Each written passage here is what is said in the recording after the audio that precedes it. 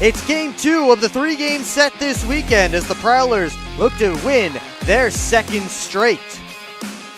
Good evening, everybody. Will Wiggleman here with you on the PHP Network. Thanks so much for joining us tonight. And although the Prowlers picked up a 5-1 win last night over the Wolves here at McMorran Place, head coach Matt Graham said they can do more, said they can play better. And we'll see if we get a better effort, at least in his eyes, here tonight against the Wolves. Graham will be back in the lineup for the Prowlers after serving his 1-game suspension last night. Adam Heinzel still has 1 more game to serve on his suspension. We'll get to the lineup and much more coming up on the pregame show. You're watching Port Huron Prowlers hockey on the PHP Network. Come fill McMorran Place at every Prowlers home game this season. General admission tickets are just $15 with discounts available for seniors, military, students, and children under 12. Upgrade your experience in one of our suites, or bring the whole squad to the game with discounts for groups of 10 or more. Find your best option to visit the Thumb Coast professional hockey team by visiting phprowlers.com and find the tickets tab, or call the box office at 810-985-6166. Secure your seats today. Back here at McMorran Place, we are minutes away from puck drop between the Prowlers and the Watertown Wolves in the second of 3 meetings between these teams this weekend. And before we talk about tonight's matchup and then in the future tomorrow's, let's take a look to the past at last night's game, a 5-1 win for the Port Huron Prowlers, and that I mentioned in the open. But after the game, and when I talked to head coach Matt Graham, and you can find that interview on the Prowlers social media pages, he told me that he thought his team could play better, could play faster, and we'll see if they can be a little bit sharper here tonight. But 3 points are 3 points, and that's exactly what the Prowlers get, thanks to goal and an assist from Tucker Scantleberry, a couple of helpers from Dalton Young, who was able to snap a 10-game point drought. Another drought that was snapped by a Dalton last night, Dalton J, who scored to snap his 9-game goal drought. So a little monkey off the back for a couple of guys for the Prowlers last night. Makar Sokolov was excellent in net, 27 saves on 28 shots. On the other side, Josh Rosenzweig was pulled after 40 minutes of play. He made 20 saves on 24 shots in the first 2 periods, being pulled for the second straight game, and we do not expect him to get the start tonight. In all indications, it will be Spencer Kozlowski, who came in for the 3rd period last night and made 12 saves on 13 shots. Vladislav Pavlov scoring the only goal for the Wolves. Trevor Lord picking up an assist, as did William Goodboot. See what that means for the standings. Prowlers continue to get clear of further clear of Baton Rouge, as Port Huron now up 13 points in that last playoff spot. But with Mississippi's win last night, the Prowlers still sit 3 points back of the Seawolves. Meanwhile, Watertown, here comes Elmira. Look out, as the Wolves are 6 points up on the River Sharks, who almost pulled off the upset last night against Columbus, but fell 4-3. Really look out, though, for the Motor City Rockers, as all of a sudden Danbury is just 2 points back of Motor City for the second spot in the Empire Division. There hasn't been much movement in that division all season long, but we may see some, and we could see it as early as tonight. We mentioned Spencer Kozlowski, who came into the game at the beginning of the 3rd period last night. He gave a goal to Tristan Sim, but looked pretty good otherwise, making 12 saves on 13 shots in those 20 minutes for the Wolves. And we'll see if he can help turn around the Wolves' fortunes here tonight, as Watertown is on a 4-game losing skid. Tucker Scantleberry is heating up now. He had a bit of a slow start to the season, but now on a 5-game point streak with 4 goals, 4 assists, 8 points over that 5-game point streak. Of course, that's the last 5 games that he has played. He has not played in each of the last 5 games for the Prowlers. He was suspended for that first game in Carolina, but In the last 5 games he's played, Scantlebury, again with that 5-game point streak and 8 points in it, and he'll be a big player for the Prowlers to continue to contribute, as no Brandon Picard still, as we expect him. Obviously, he won't be here for the remainder of this weekend, and he was the Prowlers' leading scorer, so now they have to look to other areas, and Scantlebury certainly stepping up last night. A goal and an assist for him. He'll be centering the top line with Austin Federly and Liam Freeborn. Last night, Federly started in that center position. Then Scantlebury began taking the faceoffs towards the middle and the end of that game. So, maybe a little bit different look, as Scantlebury will now get the look at center to begin the game here tonight. The second line will be a little bit different, as Matt Graham takes Dan Chartrand's spot on that line with Sam Merritt and Tristan Sim. Graham putting himself down as a winger here tonight. Chartrand drops down to join Evan Foley and Dalton Jay on the third line, and Caleb Williams is out of the lineup here tonight.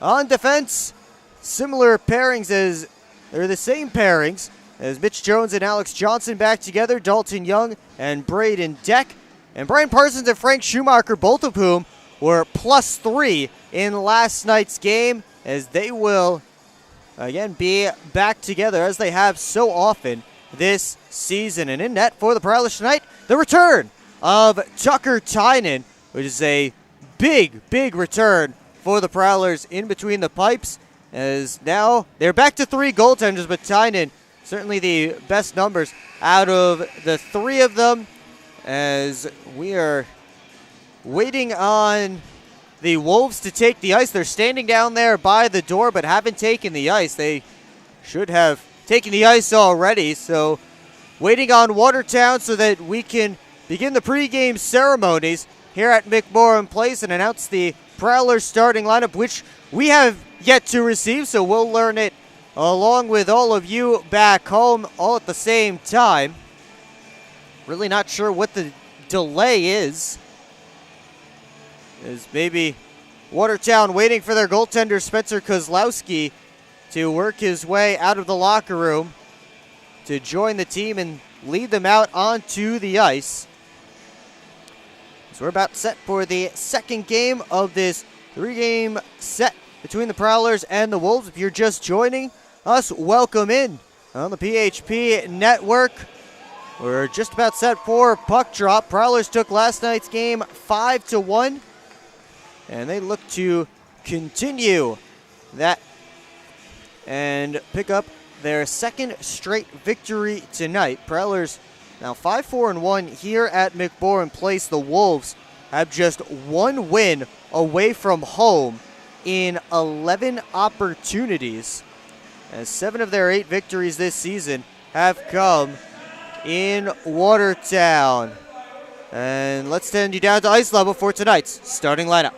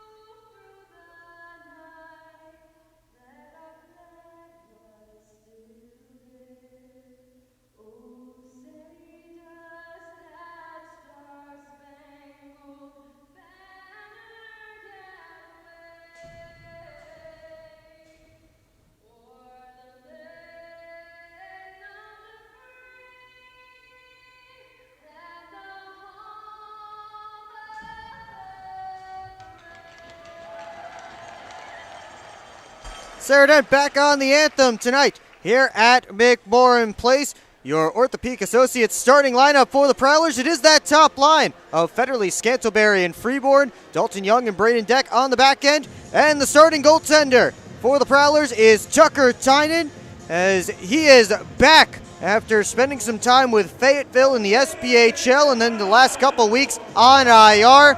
1-2-1 with a .254 goals against average and an impressive .930 save percentage. He'll go up against Spencer Kozlowski, who we saw in the third period last night.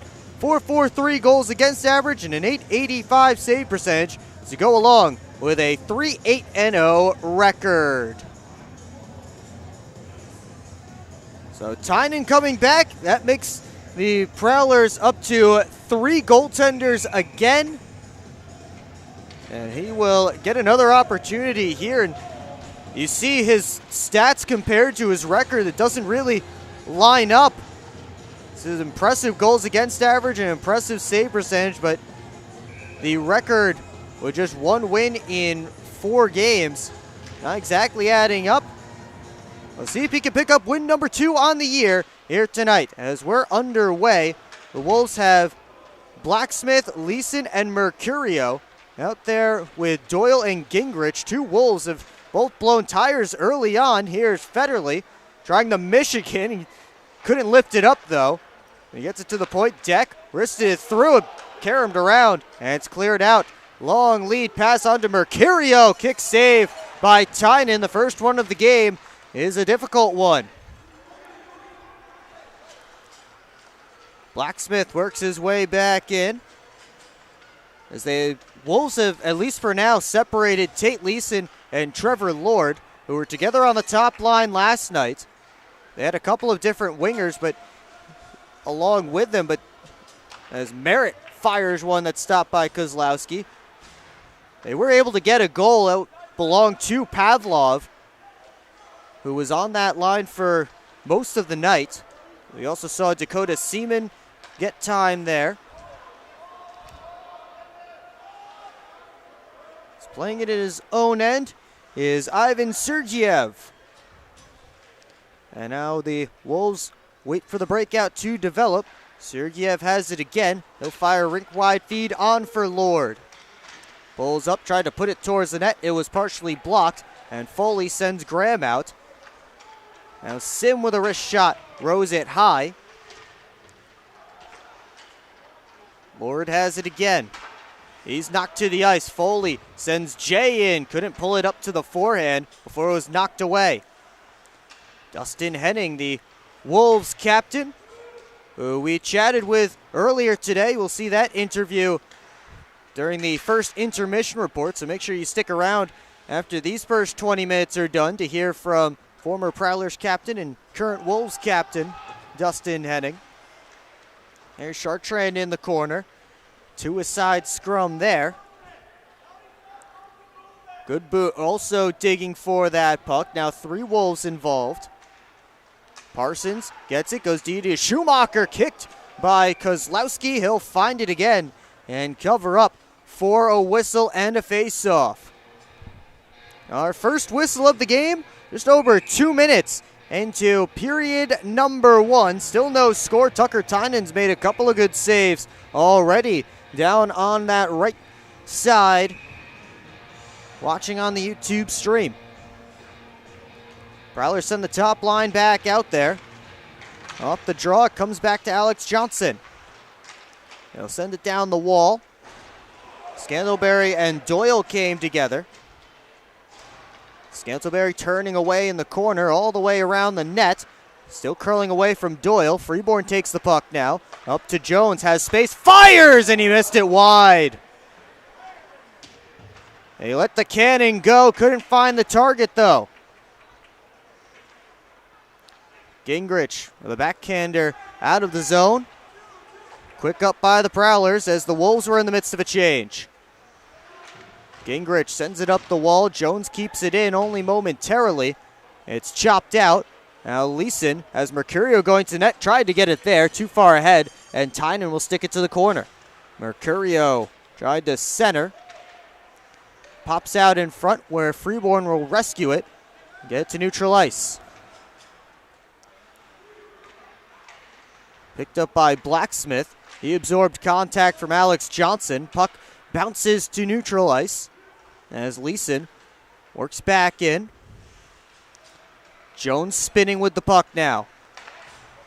Touched on for Sim. He'll enter offensive territory down to Merritt. He tipped it wide. Oh, Merritt found himself in an open area, but he just couldn't get enough on the pass to get it on net. As Sim found him down deep. Here's Gemzatov. Curling in the corner. Puck comes out to the slot. Gemzatov didn't know where it was. It's in his feet. Still there. A couple of Prowlers come to tie him up, and finally Parsons will skate it out. Now Graham has Parsons going to the net, tried to pass it there. Knocked away, right to Chartrand, but he caught the back glass. That puck may have been on edge when he shot it. Flies out of play into the protective netting. 4:20 gone in period number 1. No score yet, but both teams with some more offensive opportunities, at least early on in this one, versus last night when it took us a long time to get too many shots for each team, already 2 aside.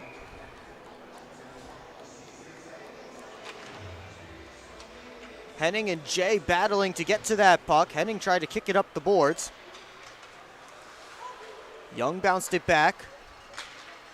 And now the Wolves with Henning jumping in. His shot kicked out by Tynan, back towards the net, deflected down and wide.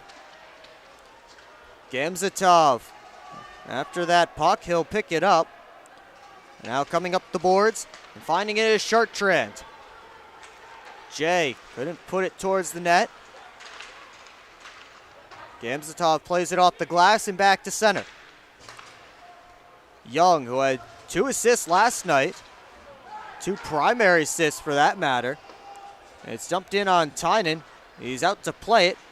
Goes off the glass, and now it bounces to Alex Johnson, who took a hard hit at center as he one-hands it along for Scantlebury. His shot gloved and held by Kozlowski for a whistle and a face-off, and a little extra in the corner involving Scantlebury. He goes down to the ice, and now Doyle is giving a shove to Dan Chartrand. And Dakota Seaman, the guilty party, and he wants to have a few extra words for Scantlebury. Meanwhile, Chartrand is now tied up with a different Wolf. That's Tomasi. And the line's been getting in between them. Only 4 total penalties last night between these teams. All of them minor penalties. Really not too much of the extracurriculars tonight. Oh, and the linesman almost went down. The referee over by the blue line almost went down. That was Kevin Mallon. He's out there with Colin Pons. Or he's out there with Steve Gowdy, excuse me. Colin Pons and Gabe Kuffel are the linesmen.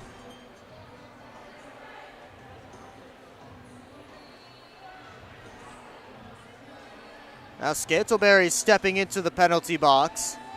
2 Wolves and 1 Prowler in the penalty boxes as Bridget Smith, the Prowlers trainer, who celebrated 5 years behind the bench last night. Congratulations to her. She'll go from the bench over to the penalty box to check on Tucker Scantlebury as Kevin Mallon gives the explanations to alternate captains Austin Federly and Trevor Lord. We'll take a timeout as this should be a media break. Now Dan Chartrand is sitting in the penalty box, and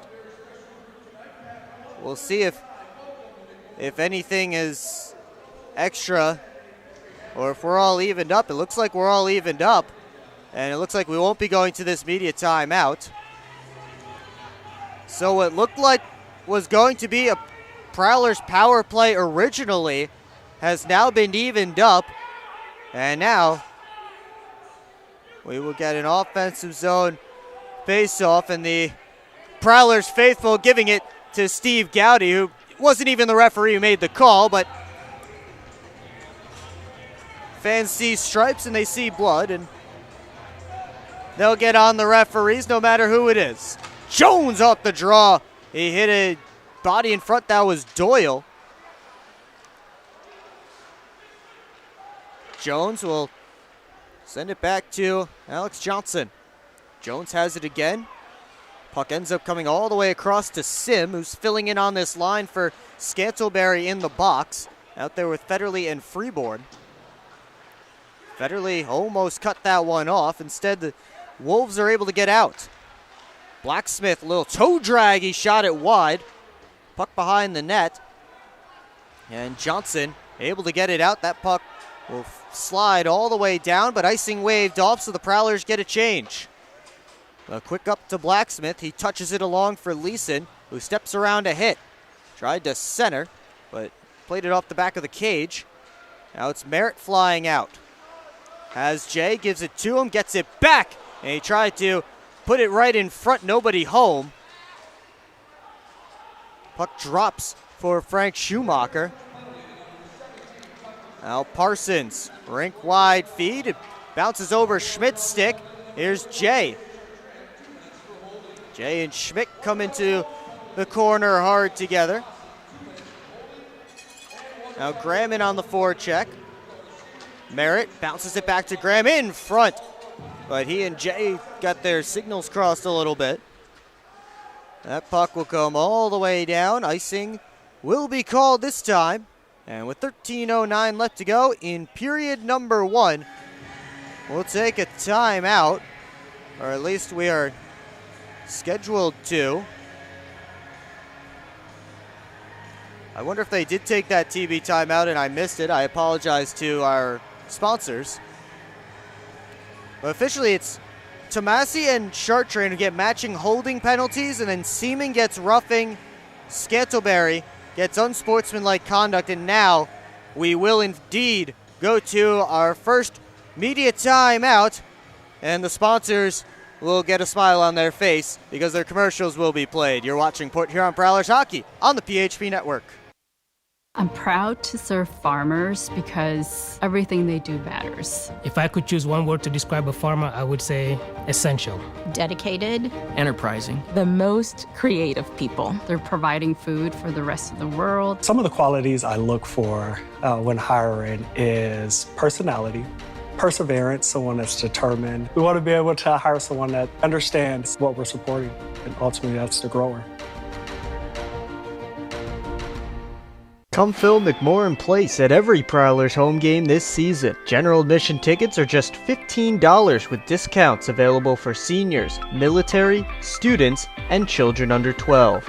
Upgrade your experience in one of our suites, or bring the whole squad to the game with discounts for groups of 10 or more. Find your best option to visit the Thumb Coast professional hockey team by visiting phprowlers.com and find the tickets tab, or call the box office at 810-985-6166. Secure your seats today.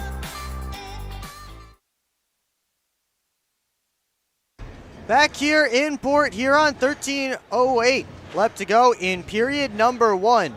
And the Prowlers and Wolves still tied up, no score.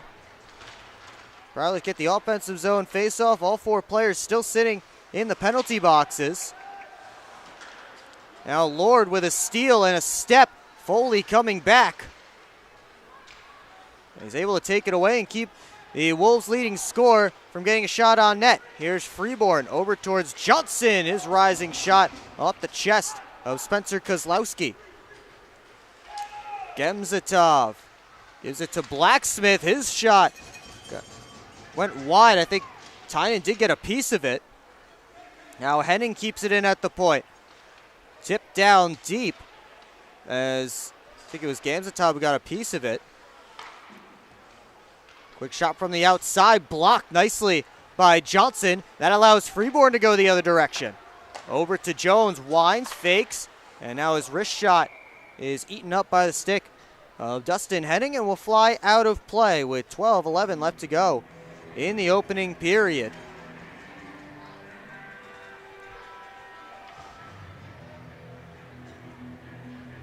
The Prowlers get another offensive zone face-off.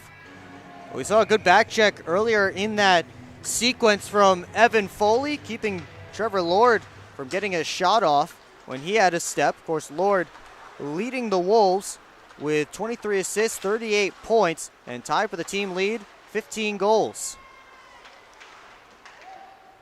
Young sends it deep. Comes all the way around to Matt Graham. Back out high to Young, winds, fakes. Now just send it off the corner boards. Pops right out to Henning. He'll loft it out and down. Young collects in his own end. Reverses for Deck. Sim tried to go off the boards. Instead, he'll play it to the center to Graham. Graham hustling up ice. Gets into offensive territory. Backhanded it wide, though. Graham back tonight after serving his one-game suspension last night, which ended his lengthy Ironman streak of 231 games spanning 4+ seasons. Wolves back in. And getting knocked down there was Pavlov. Prowlers work out. Freeborn trying to dangle his way to the middle of the ice. Now Federly towards the net. Just sent it wide. Scantlebury back on this line as everyone has been released from the penalty boxes. Now Federly finds it, trying to stick handle through a phone booth. He pushed it wide. Schumacher from the point, had his shot blocked, and Pavlov looking to work the other direction. Schumacher back on him. The back feed now comes in front. Lord! And Tynan slides out to cut down the angle and beat Trevor Lord. A well-worked 3-on-2 by the Wolves. They get the man they wanted all by himself in front, and Tynan with his biggest save of the night so far. Just 9.5 minutes into the game. He keeps this one scoreless. Off the face-off, it's Johnson. Getting it up to Graham, he'll backhand it off the boards. Blacksmith, quick up, cut off. Johnson dumps it deep. Up the wall towards Mercurio, kicked off of him. And now Merritt is dumped from behind by Schmidt. Sim coming after him, and a pile of bodies in the fray there. Merritt is slow to get up. He was able to slide himself away from the scrum. Justin Schmidt checking on Sam Merritt. The arm came up in the air immediately, and Merritt back to his skates. And he'll head back to the bench under his own power. And Bridget will get her steps in here so far tonight. Already heading to the penalty box, and now she'll head back to the Prowlers bench. But Schmidt to the box. We'll see exactly what the call is, whether it's 2 or more. Likely will just be 2 minutes for the veteran defenseman for the Watertown Wolves.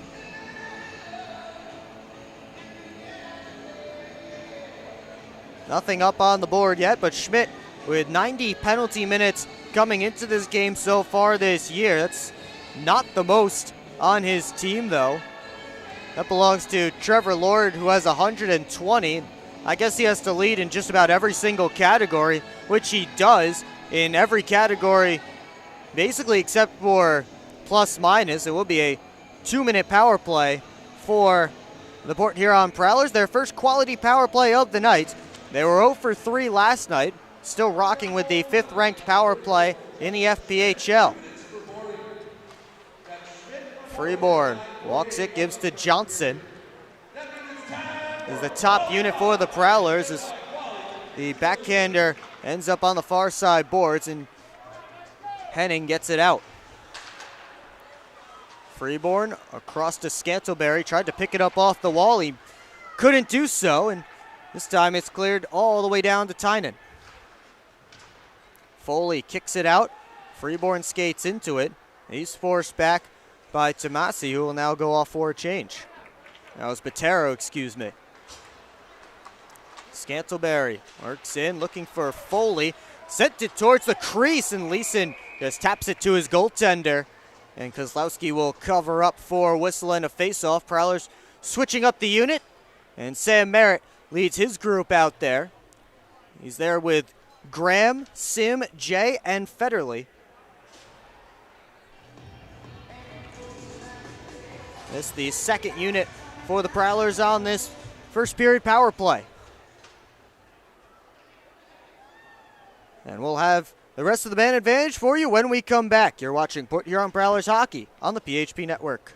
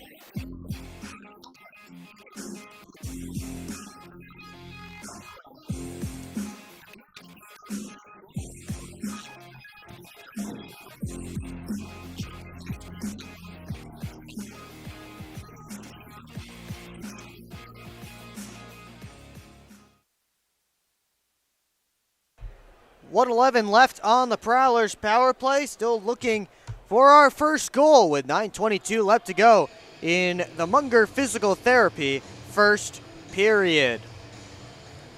Prowlers still going with their second power play unit out of the TV timeout. And again, Matt Graham will lead his group out there. And Sam Merritt, who drew the penalty, is out there on left wing, but he jumped, so they'll blow it and now finally drop the puck. Battled for on the boards, and now the Wolves will look for some puck possession shorthanded. Leeson with a long-range shot, caught and held by Tynan right in the breadbasket. So 56 seconds left to go on the power play. Prowlers will face a defensive zone face-off. Each team with a shot so far on this Prowlers power play. Federly. He's forced back by Leeson. Blacksmith, Gingrich, and Doyle also out there for Watertown on the kill. And it's skated into by Jay. Quick shot, knocked down by Kozlowski. Bit of a broken play there. Hit off of a Wolves defender, and Jay was able to skate right into it. Graham walks across the top, gives it over to Jay. Wrist shot, blocked by Doyle. He plays it off the boards. Sim able to keep it in. And finally knocked out to center. Leeson harassing Federly. And now Graham back in. Gives it off. Jay down to Merritt. Final 10 seconds ticking off the power play. Schumacher over to Graham. And now Merritt rims it around. We're back to 5-on-5. Seaman couldn't get it out. Merritt trying to work through Gingrich, but the puck comes to Henning. He'll work it up to Schmidt, who's knocked down by Liam Freeborn. And then Freeborn takes the puck and his shot blockered by Kozlowski. 3 defensemen on the ice right now for Watertown as Freeborn shot that one off the post. Turnaround try from Scandalberry. Also stopped by Kozlowski. Wolves finally able to lift it out and get some fresh bodies on the ice. Parsons circling his own net. He'll skate up ice. Now 3-on-2.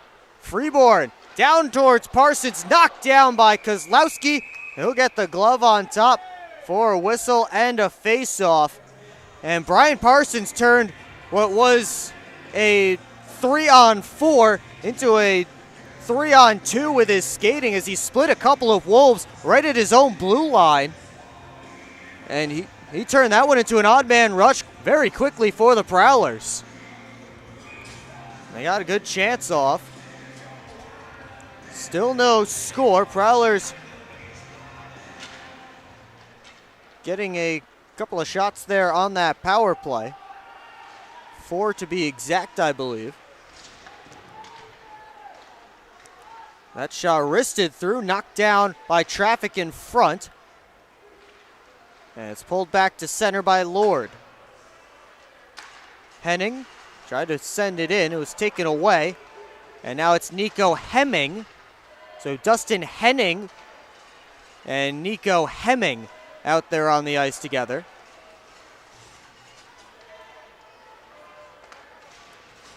Hemming closed off by a couple of Prowlers. And now that puck slides all the way down. Kozlowski touches it with his goal stick, so icing must have been waved off before that. And Sergeyev. His pass taken away. Sergeyev will get another shot at it. This time he finds Mercurio working on Young. Backhanded it towards the crease. That was blocked away by a couple of players heading towards the net. Mercurio's still with it. He'll send it deep to Blacksmith. Leeson kicks it up to his stick. Cycling it down low, but Young got in the way. Prowler's able to just get it out, and Mercurio didn't know it as the shot came on net. So they blow it dead for offsides. That puck did just leave the Prowlers zone. Port Huron able to get a whistle and a change with a tick under 6 minutes to go in the opening period. Prowlers up on shots right now, 9-5. After last night, we saw some of the lowest shot totals in a first period for the Prowlers in any game this season, both for and against. There's Doyle. Wrist shot blocked by Federly, and that puck will fly out of play. Last night, the 8 shots on goal for the Prowlers and 7 shots on goal for Watertown. He ranking among the lowest for the Prowlers this season. 4th time they've had 8 or fewer shots on net in a first period this season, and the 3rd time they've given up 7 or fewer in a first period this season. It's cycled down to Blacksmith behind the net. It ends up popping out on this side, and Federly works it up to Alex Johnson. He'll fire it off the far side boards. Gingrich skates into it, though, and now Doyle almost had the puck taken away by Federly. He and Freeborn ran into each other. Now Scantleberry able to pick up that puck. They'll work into offensive territory, but 3 Wolves back. Scantleberry has it again to Sim. Made one more pass over to Jones, who shot it from the outside. Kozlowski pins it to the back of the net with his blocker, and Sim getting a bit of a rough ride from Doyle next to the net. Sim maybe had an opportunity to shoot that puck, but instead we get another save and another TV timeout. You're watching Port Huron Prowlers hockey on the PHP Network.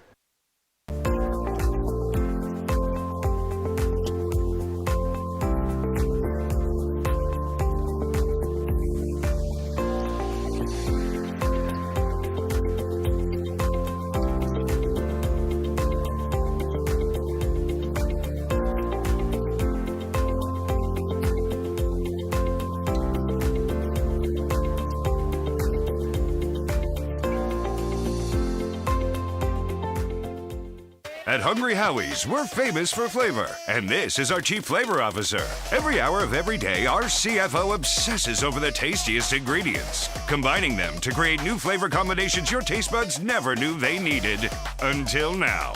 Introducing his latest master pizza, the Pepperoni Duo. A delicious combination of classic cut pepperoni, original pepperoni, 100% mozzarella cheese, and our famous flavored crust. 2 kinds of pepperoni, all kinds of delicious. Hungry? Howie's! 4:57 left to go in a scoreless Munger Physical Therapy first period between the Prowlers and the Wolves here in Port Huron. Will Wiggleman back with you on the PHP Network. Thanks so much for tuning in tonight. Second of 3 meetings between these teams this weekend. Prowlers took the first one last night, 5-1. They'll play tomorrow in a 3 p.m. matinee, which means it will end in plenty of time for anyone looking to see the Lions game to find their spot to tune in as the Lions will play in the NFL wildcard game tomorrow, hosting against the LA Rams. Fans in upstate New York also won't have to worry about missing the Bills wildcard game, as that one was moved to Monday due to inclement weather. That was supposed to be played earlier today. That puck pops out in front. Federly got dangled as Botero works in. Lost the puck to Johnson. Now Federly with it. Plays it off the boards. Freeborn backhands it across in Johnson's direction, chops it along, and gets into offensive territory, but Scantlebury was involved with some physical play over on the near side that resulted in him getting into the offensive zone ahead of the play. So offsides the call against the Prowlers.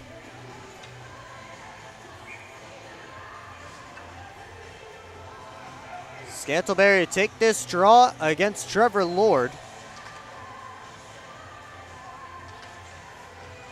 And he's able to bat it back to Johnson, who had a little trouble with the bouncing puck momentarily, but he's able to work it forward. Now it comes to Jones, gloves it down, finds Federly.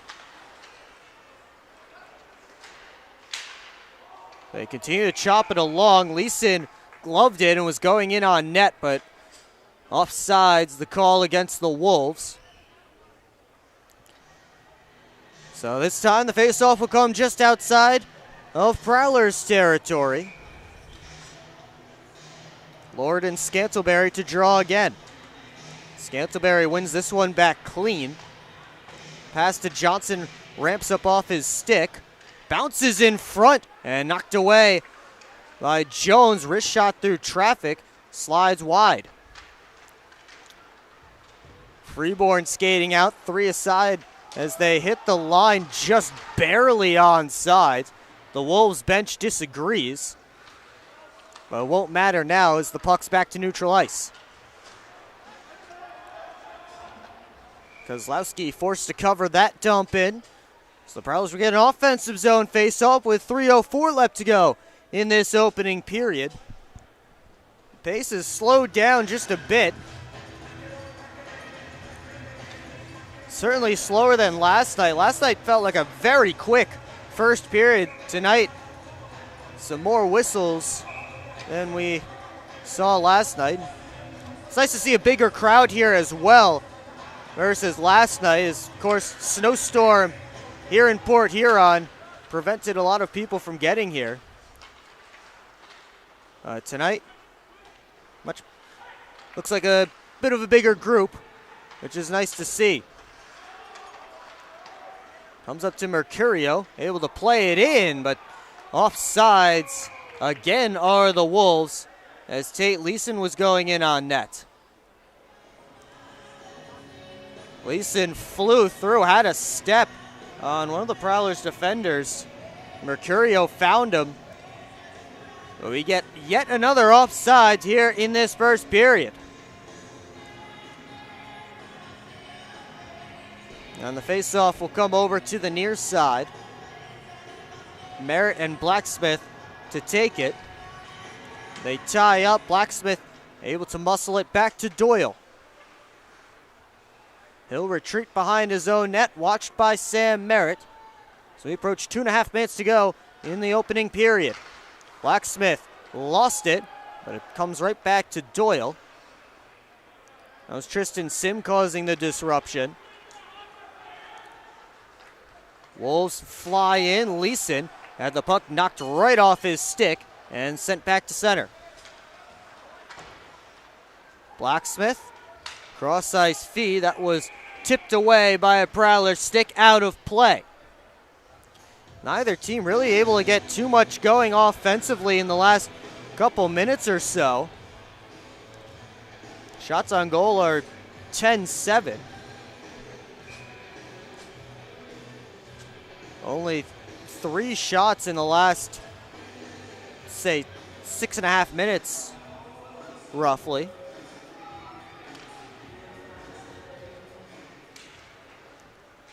Henning walks the line, wrist shot goes wide. May have been more of a dump than a shot. Now it's Foley the other direction. They'll send it deep. Now Chartrand quick in on the forecheck, finds that puck first. But the Wolves able to work it out.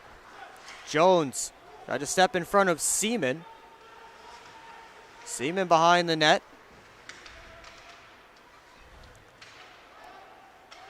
Seaman back on the puck. Gives it out to Henning up high. Wrist shot looking for a stick. Ends up going wide. That was Botero sliding in front. Johnson reacted to something, but he may be the one going to the penalty box here. And actually, they were pointing to the man who roughed him up, and that is Dakota Seaman. So with 1:26 left to go in period number 1, the Prowlers will get a second shot at the the quality power play. And if they don't score, then the power play will leak into the second period. This is Dakota Seaman's second trip to the box in this period. Off the face-off. Federly almost lost it to Leeson. Leeson was looking to head the other direction, but he overskated the puck. Prowlers catch a break there. This is the second unit out there right now for Port Huron. This time, it's fired the length of the sheet. Federly behind his own net as we hit the final minute of play in this period. Merritt has Jay going towards the net, tried to send it there, but the pass was blocked. Graham over on the near side. Now to Federly. Makes a move, sent it through, but just wide as he got Leeson to bite, trying to jump the passing lane. Jay over to Federly with 33. Now Graham just able to cycle it deep. Jay out in front, Sim scores! The one-time pass in front, 23 seconds left to go in period number 1, and the Prowlers have a power play goal to break the ice. Matt Graham did all he could up here at the top to keep that puck in as Sergeyev came all the way out on him. He kept it in the zone, and Merritt got it down to Jay. Came out from behind the net. He found Tristan Sim sneaking in on the backside. Sim makes absolutely no mistake and picks up his 8th goal of the year. Freeborn able to get it into the corner. Now seconds ticking off as Freeborn fired that one high and wide. 5 up on the clock. Scantleberry picks it up. He's going to run out of time though. And there will be some more action as Steve Gowdy is pointing at, looks like that's Doyle, who will get a penalty as time expires here in period number 1. Dalton J. Sam Merritt picking up the assists on Tristan Sim's opening goal. It's the only one of that first period, and it comes in the final minute as after 20 minutes of the play, the Prowlers have a 1-0 lead. Shots on goal in that opening period favoring Port Huron 11-8. As Tristan Sim on the 11th shot of the period for the Prowlers and 19th overall puts them up 1-0. Coming up in the first intermission report, we chatted with Dustin Henning, who received a little video tribute last night and a salute from the fans.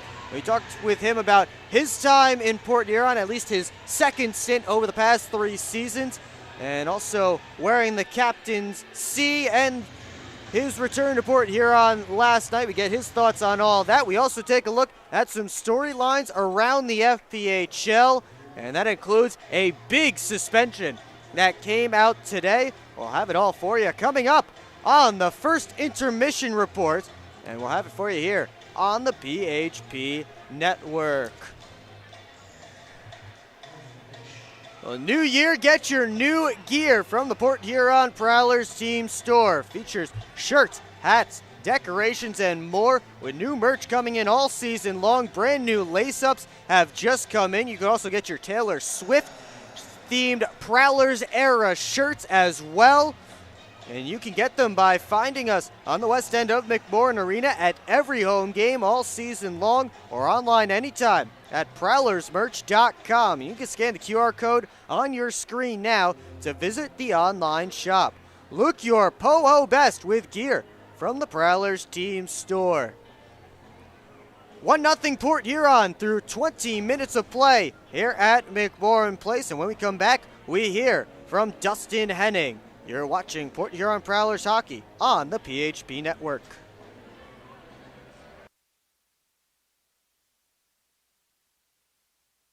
I've worked at Pioneer and now Corteva for 36 years. It goes by very quickly.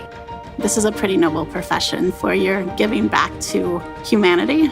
Curiosity is so important. I learn something new every day. What's that next challenge that may occur for farmers?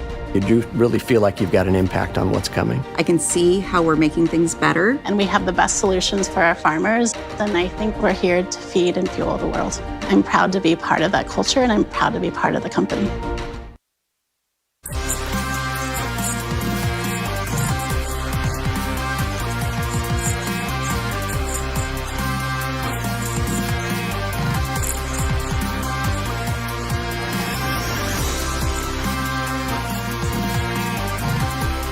At Hungry Howie's, we're famous for flavor, and this is our Chief Flavor Officer. Every hour of every day, our CFO obsesses over the tastiest ingredients, combining them to create new flavor combinations your taste buds never knew they needed.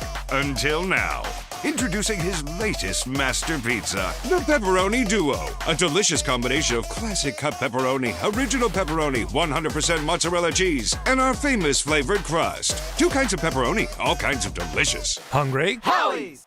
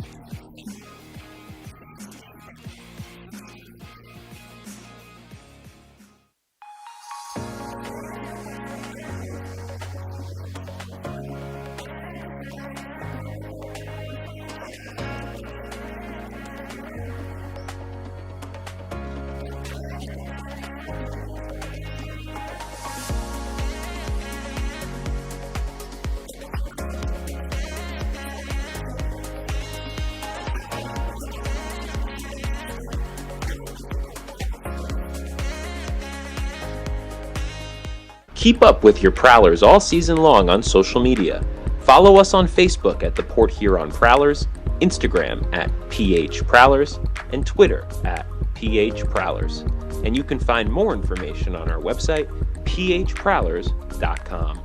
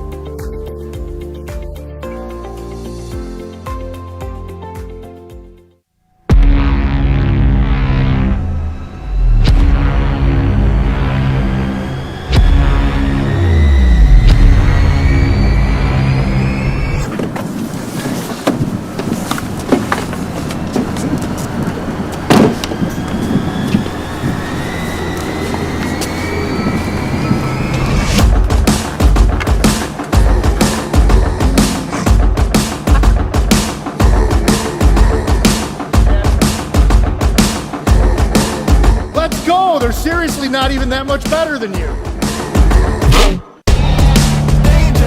Should've just got a ticket from phprowlers.com.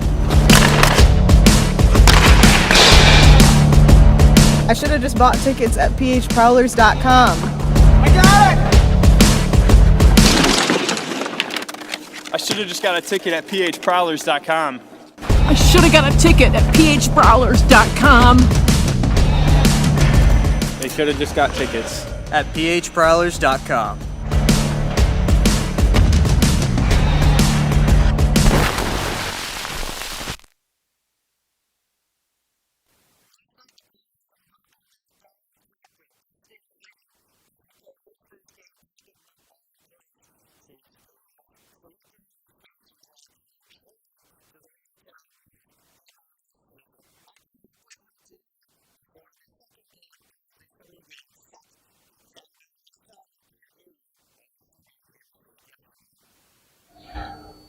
All right, how did you get to Port Huron for your second stint?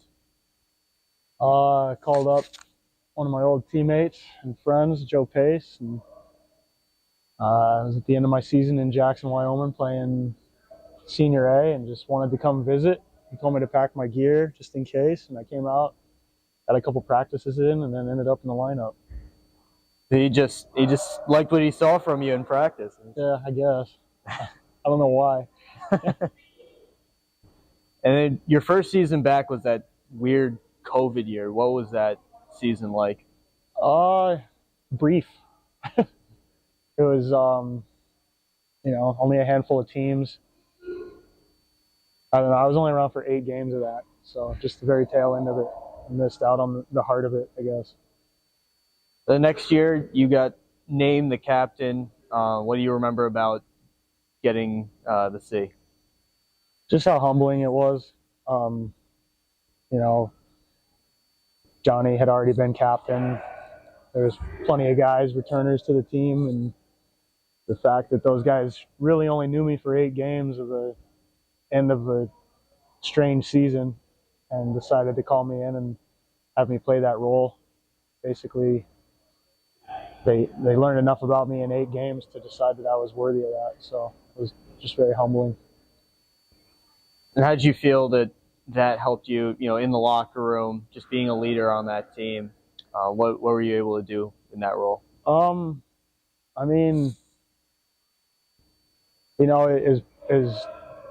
As proud as I am to have a heavy shoulder and have that letter there,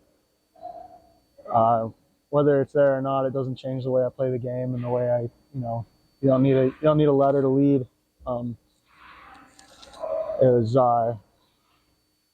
Feels good for sure to have a letter on your chest, but I don't know that it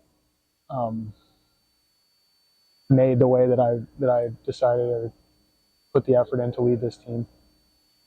What are some of your favorite memories from Port Huron? Bus rides. Just everything.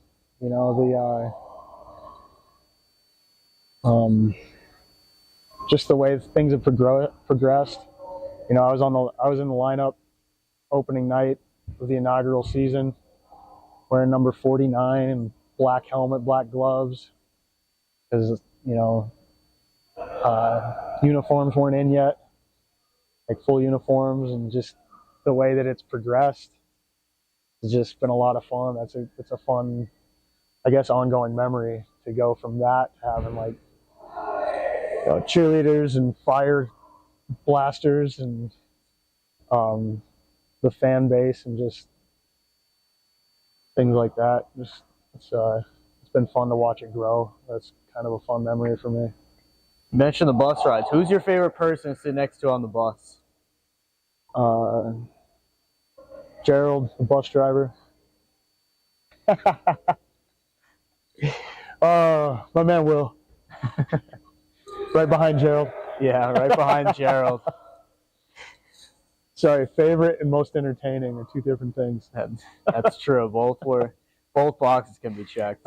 I should have hit Gerald with the most entertaining. Gerald, yeah. You're my favorite. Don't worry. What does the city of Port Huron mean to you now at this point?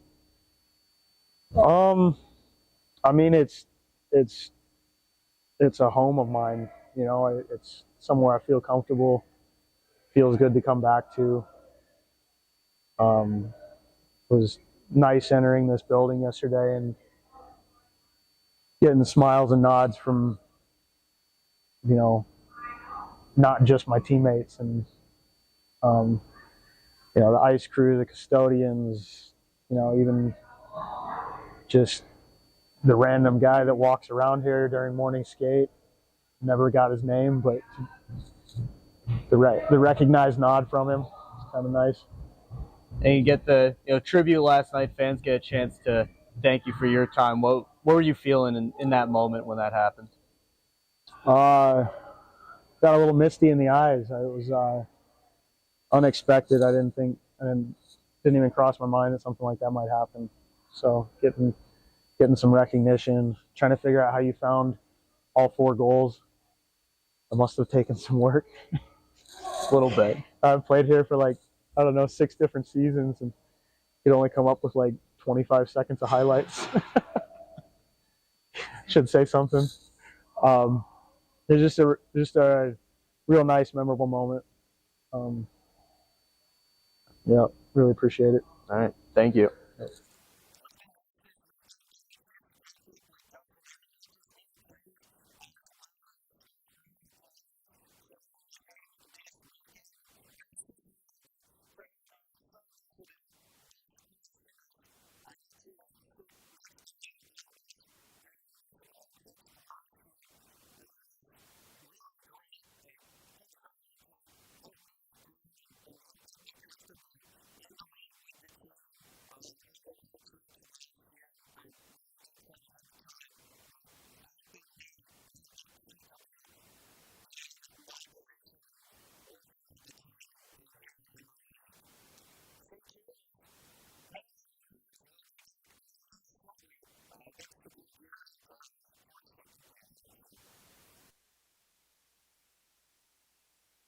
And again, can't say it enough, just a great person that Dustin Henning is and was a big part of helping me personally, and certainly a lot of other rookies as well, get acclimated to the FPHL, get acclimated to minor hockey, and help and be a leader on this team overall as well. So nice to see Dustin Henning back here in Port Huron, at least this weekend, although wearing the other team's colors, and his team trailing the Prowlers 1-0 through 20 minutes of play.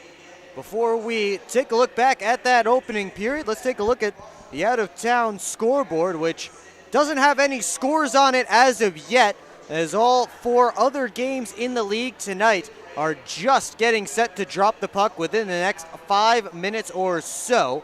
But we'll probably be back for second period action before any of those puck drops happen. So keep it right here if you want to see FPHL hockey as fast as possible.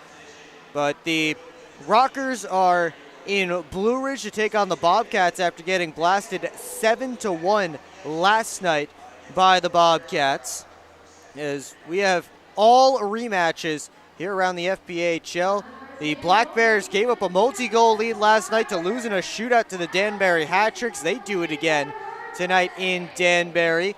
Elmira just wasn't able to pull up the upset against Columbus last night as they fell in a 1-goal game, and the Seawolves shut out the Zydeco last night, and that game will lead me into our FPHL storylines because we saw a lengthy suspension handed out by the Commissioner's Office and the Department of Player Safety today. Richard Pinkowski gets 8 total games. He received an aggressor match penalty, but they are 2 separate suspensions, as I read in the explanation, and I have it up, and I'll read parts of it because it is a very long paragraph, but I'll read some parts of it, and these are all straight direct quotes from Dave Jackson, the Director of Player Safety. As well, also on the side, Kyle Russell also got 1 game for a separate incident for Mississippi. But for Pinkowski, that's based on video and officials' written and verbal reports, Mr. Pinkowski jumped onto the ice from the players' bench and made a beeline to his unsuspecting opponent. Mr. Pinkowski made no attempt to make a hockey play or get involved in the play. Instead, he punched, chased, and jumped his opponent in retaliation for a illegal body check on a teammate. Meets the textbook description of leaving the bench to start or join an altercation. So that gives Pinkowski 6 games. The other 2 games come as they continue. Mr. Pinkowski not only left the bench for the purpose of starting an altercation, but he jumped an unwilling and unsuspecting opponent and injured him. This constitutes as being an aggressor. He was also suspended for being an aggressor on January 5th of this year and therefore is deemed a repeat offender, so Mr. Pinkowski will be suspended for 2 games as per the commissioner's rule. And directive, Joe Pace will also be suspended for a game and 3 more for the 6 games. So Joe Pace ends up with 4 as the coach of the Seawolves, while Pinkowski gets 8 games that he will have to sit out. Jay Krupp set to make his return to the River Dragons lineup. He has been inactive since coming off of IR a few weeks ago. He last played on November the 25th. He only has 5 games played this season for the River Dragons. Meanwhile, the Blue Ridge Bobcats signed Dmitro Babenko, who last played in 2019-20 with the then Elmira Enforcers. He's played 2 FBHL seasons in his career, and he gets back into pro hockey with the Blue Ridge Bobcats. Moving back to tonight's game, the Prowlers with the 1-0 lead. They outshot the Wolves 11-8 in that opening period.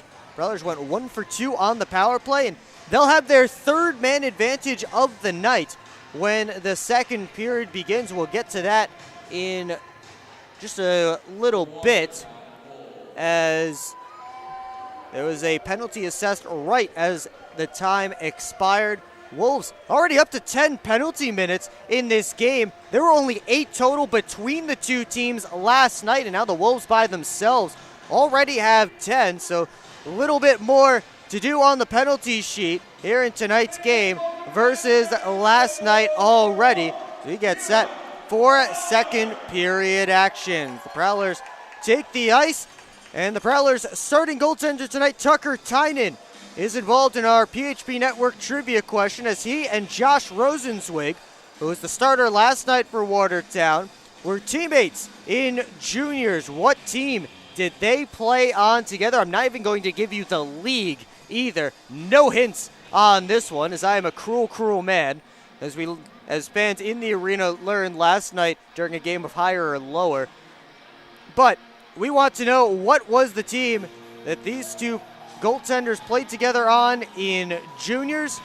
Put your answer or your guess in the comment section, and we will give you the correct answer at the start of the 3rd period. Prowlers at the top power play unit out to begin this second period. It's Noah Doyle, 2 minutes for cross-checking, and we are underway in period number 2. Scantleberry tried the rink-wide feed. He had it blocked, and now it's sent down the ice by Leeson. 20 seconds gone on the power play and in the period. Scantleberry will cycle it back around. Freeborn has it there. His pass knocked down by Leeson, trying to work short-handed. But the Prowlers came back in numbers, and finally Foley can work up ice. He'll get in, bounces it off the boards, and now it's taken away by Blacksmith. He couldn't get a good angle. He's still on a breakaway, and he scores. Shewetin Blacksmith picked up the puck. He had to chase it down the boards, but he's still able to work in on Tynan, go to the backhand, and pick up a shorthanded goal to tie this game.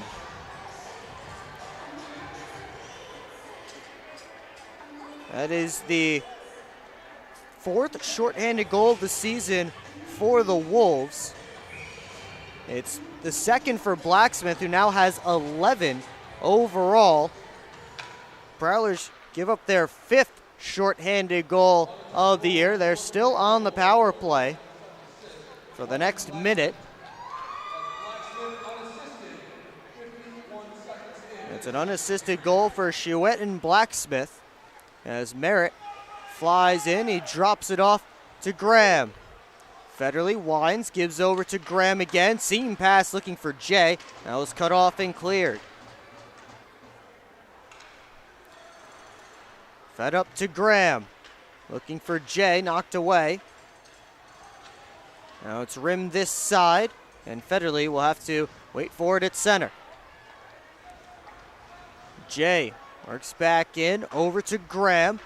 Towards the net, looking for Merritt. He hit heading skate with it, and the Wolves able to clear it down. So after the Prowlers got a late power play goal in the final minute of the first, they get an early power play here in the second, and unless they get a goal right here, unable to convert, as we're back to 5-on-5. Schumacher walks the line, wrists it through, looking for a tip. As Chartrand picks it up off the back wall. Chartrand picks the puck back up, gives it to Foley. Tried the return feed, ends up coming back to him. Puck slides all the way out, right through the middle of the ice. Schumacher in his own end, saucers it to Freeborn. Gets in. Backhands it over to the near side where Schumacher skates into it. But his back pass was taken by Mercurio. One-on-one. Looked over his shoulder for help.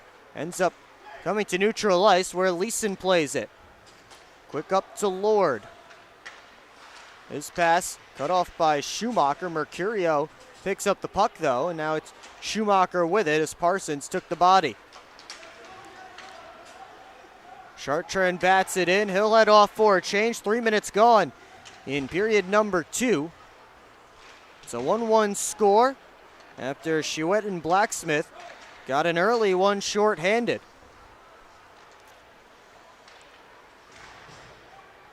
Lord still with the puck after he absorbed some contact from Merritt.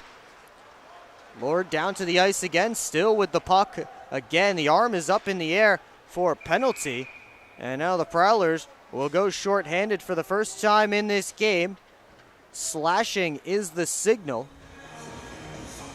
And it's Matt Graham who's returning to the lineup tonight to the box. So the first penalty kill for the Prowlers straightened up by True Balance Chiropractic. True Balance Orthopedic, excuse me. Last place penalty kill in the league was 1-for-1 last night. The Wolves possessing the 7th ranked power play at 20.2%. Lord tried to backhand it deep, and Federly finds it and fires it down.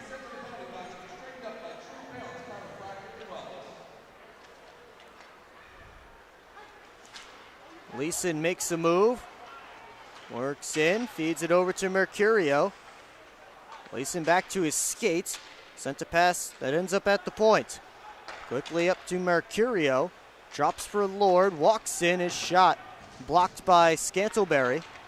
And Scantleberry will send it down the length of the ice. Freeborn going after it. Kozlowski out of his goal crease to play it. Freeborn made some contact with Kozlowski, but he couldn't take the puck. Of course, that is legal when the goaltender is out there playing the puck. You can't run him, but you can make contact looking for the puck, as Freeborn did. Wolves are setting back up. The outside shot stopped by Tynan. The net came up and off its pegs, but then dropped right back down where it's supposed to be. From the behind his back, that was Blacksmith, who just put it between his own legs. A little back pass, or back shot, but it didn't work. Here's Seaman rimming it around, but the Wolves are offsides, a late offside situation. Schumacher trying to hold the blue line. Now it's Botero behind the net. 24 seconds left on the Wolves power play. Parsons played it off a body. It's knocked down. Here's Jay off the boards and out. Pavlov up the left wing side. Final seconds ticking off the man advantage as the centering feed is taken away. Now Merritt is moving up ice. Graham to join the rush, but the pass to Jay just didn't connect. Graham now behind the net. Takes the shot, he hit the crossbar, and it flies out of play. Prowlers with a successful penalty kill, and we'll take a timeout, 1-1 here at McMorran Place. You're watching Port Huron Prowlers hockey on the PHP Network. I'm proud to serve farmers because everything they do matters. If I could choose one word to describe a farmer, I would say essential. Dedicated. Enterprising. The most creative people. They're providing food for the rest of the world. Some of the qualities I look for when hiring is personality, perseverance, someone that's determined. We want to be able to hire someone that understands what we're supporting, and ultimately that's the grower. Come fill McMorran Place at every Prowlers home game this season. General admission tickets are just $15 with discounts available for seniors, military, students, and children under 12. Upgrade your experience in one of our suites, or bring the whole squad to the game with discounts for groups of 10 or more. Find your best option to visit the Thumb Coast professional hockey team by visiting phprowlers.com and find the tickets tab, or call the box office at 810-985-6166. Secure your seats today.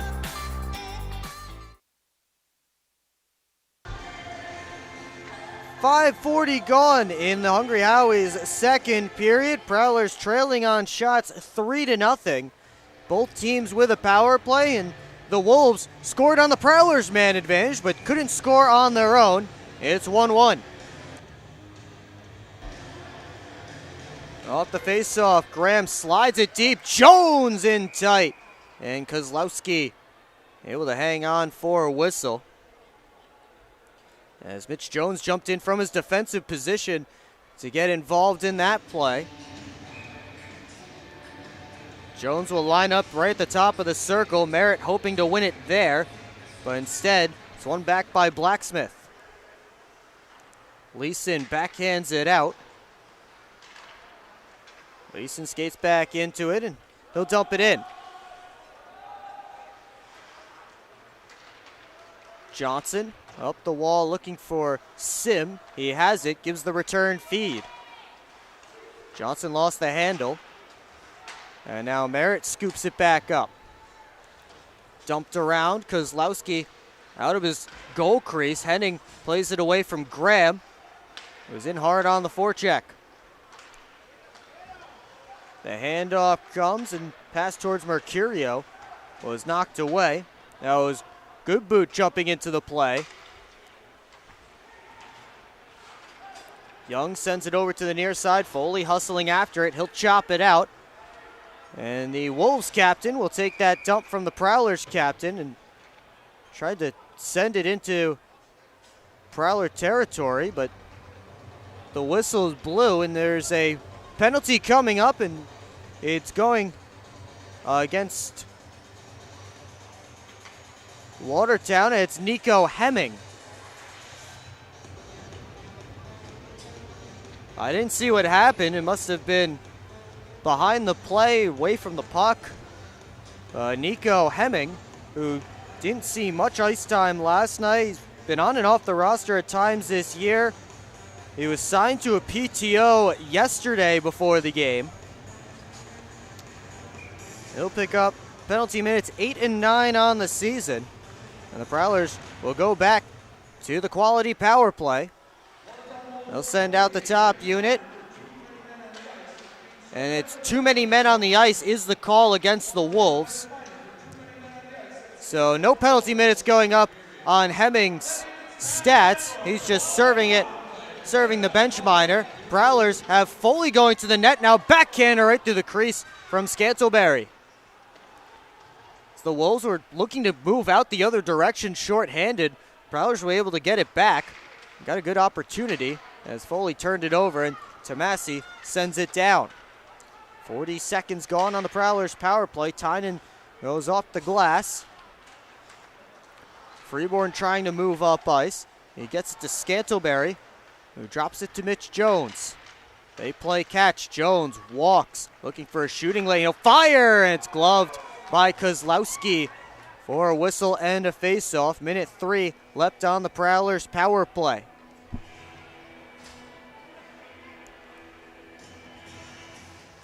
Power play unit that scored but also got scored on is now on the ice as Port Huron switches things up.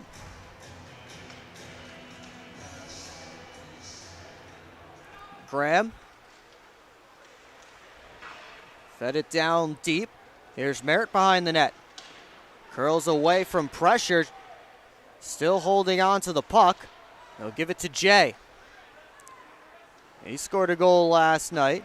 Broke a lengthy goal drought of 9 games, which is very lengthy for him. Knocked down. Graham out in front. Sim behind his back. And puck still loose. Pops out to Jay. His shot blocked by Blacksmith. It careens over to Federly. Jay out high to Federly. Walks and shoots, and it's blockered by Kozlowski and ends up in the rafters. 15 seconds left to go on this Prowlers man advantage. Couple of good chances there. Tristan Sim with a little spinorama shot in tight as he couldn't get it off on the forehand, so he had to spin to the backhand. But the Wolves almost out of the woods. And it's poked to the line. Young gives it to Deck. Down to Chartrand, gives it back up. Wrist shot, ends up at the side of the net. And I don't know how that one didn't go for Liam Freeborn. Not sure if it was Kozlowski or a Wolves defenseman who blocked it. Pops out to Chartrand. We're back to 5-on-5. Young with a drive. Stopped by Kozlowski. Prowlers keep it in. Chartrand. Sent it behind the net. Foley gloves it down. Schmidt rubbing him out into the Zamboni doors. Chartrand up high to Deck. Wrists it through and right into the catching glove of Spencer Kozlowski. And now a crowd gathering. Freeborn and Schmidt right in the middle of it, having a conversation.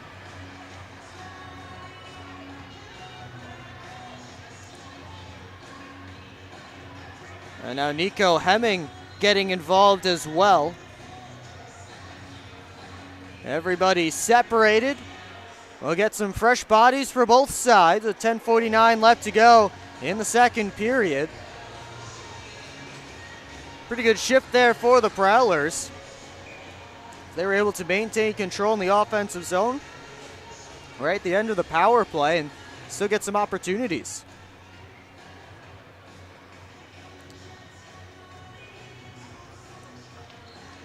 Sim taps it to the point. Johnson rims it deep. There's Merritt cycling it towards Graham. It was taken by Lord.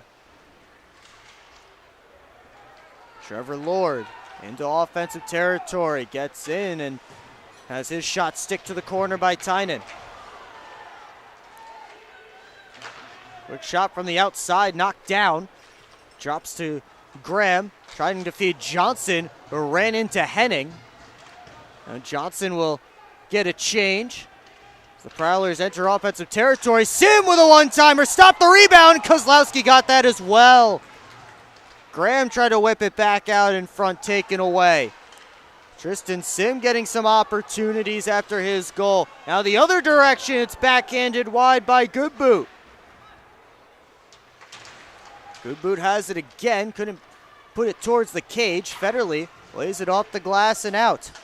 Doyle got down to block it. Scantleberry tried to go the other direction, but he overskated the puck. Here's Gingrich around behind the net, finds Lord. They'll walk all the way up. Tops pulls up, and that one's chest saved by Tynan. That puck slides across the dasher.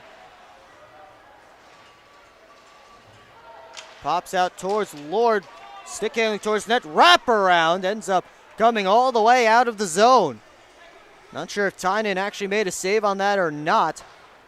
Prowlers at least survived momentarily. Leeson tried to one-hand poke it as Tynan was looking for a poke. A whistle blows for a penalty. Hooking is the call, and it looks like it's going to be against the Wolves again. When we come back, a Prowlers power play, Mercurio to the box. You're watching Port Huron Prowlers hockey on the PHP Network.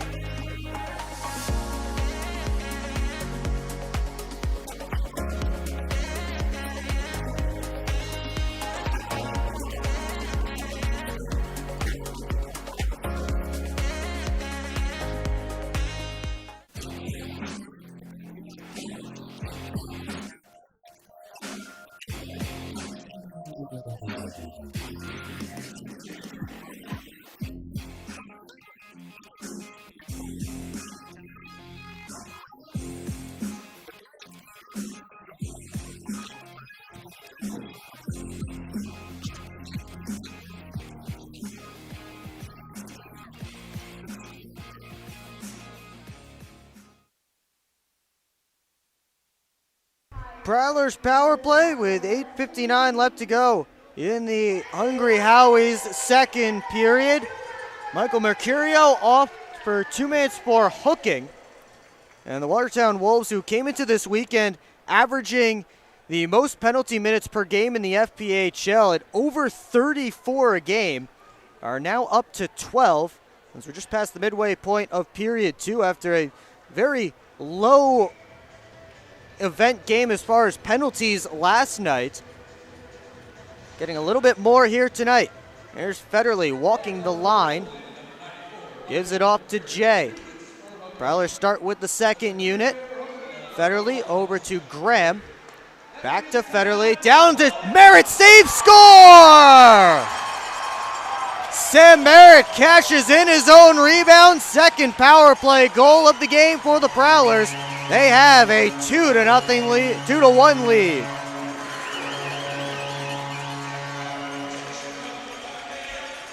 And Sam Merritt picking up his 5th goal of the season, 20th point of the year, and his 4th on the power play.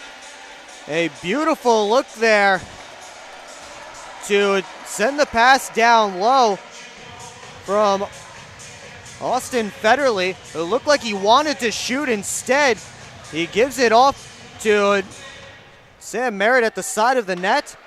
And the Prowlers have regained the lead here in period number 2. There's Freeborn working it up to Scantleberry. They'll chase after that puck, and going in hard was Gingrich as he just missed Scantleberry with the big contact. Parsons goes down deep. It rims all the way around to Federly, who picks up the primary assist on that goal. Matt Graham getting the other one. And it's Frank Schumacher retreats. Watched by Leeson. He'll go D to Parsons. Under 8 to play in this second period. Parsons gets the red line, rims it around.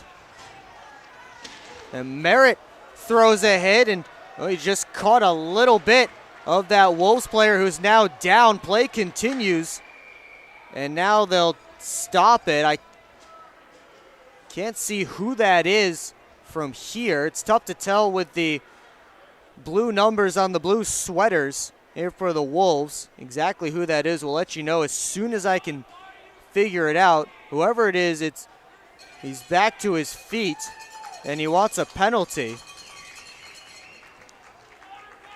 But he'll skate back to the bench under his own power.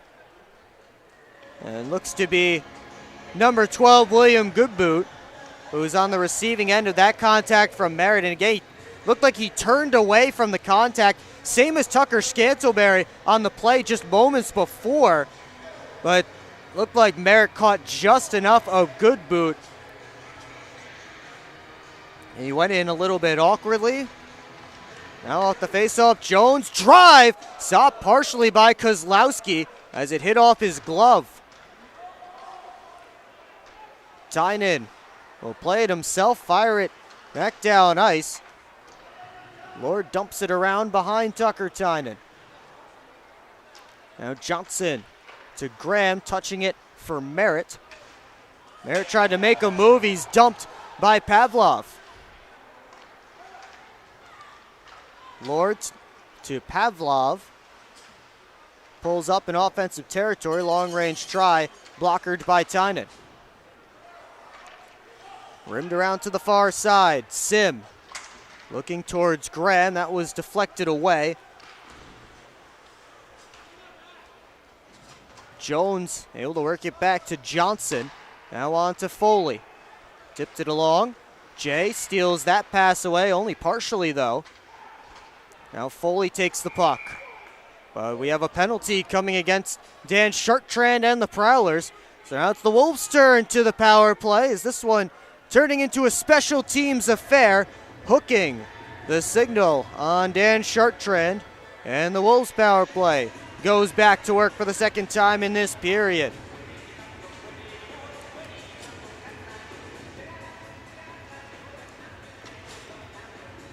Prowlers send out Merritt, Freeborn, Schumacher, and Parsons to kill. It's the top power play unit out there for Watertown with 5 forwards, although unless you count Trevor Lord, who's technically a defenseman on the FPHL website, but he does play forward, which he has at least all of this weekend. He'll have to chase after the puck. He's out there with Leeson, Tomasi, Mercurio, and Blacksmith.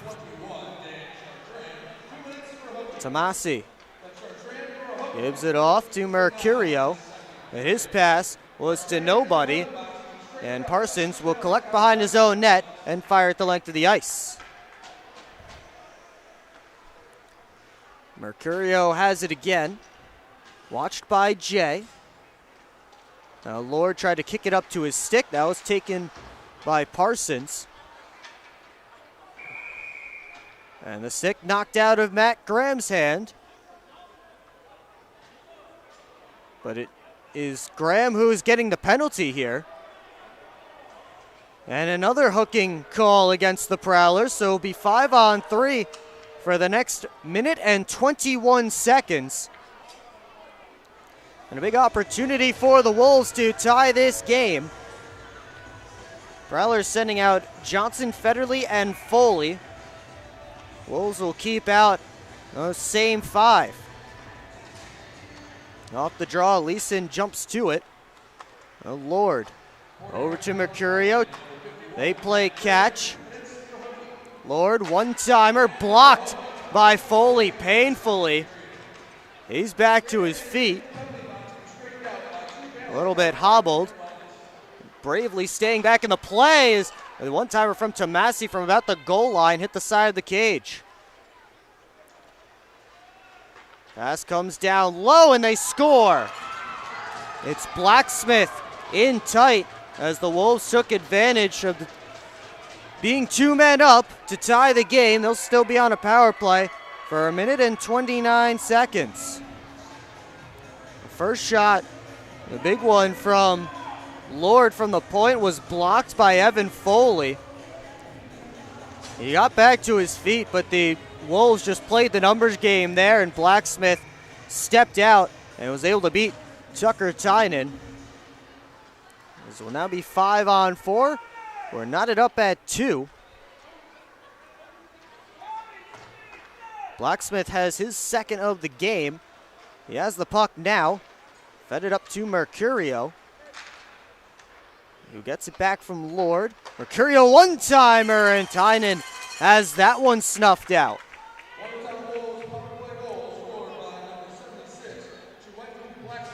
So Blacksmith has a power play goal and a shorthanded goal now tonight.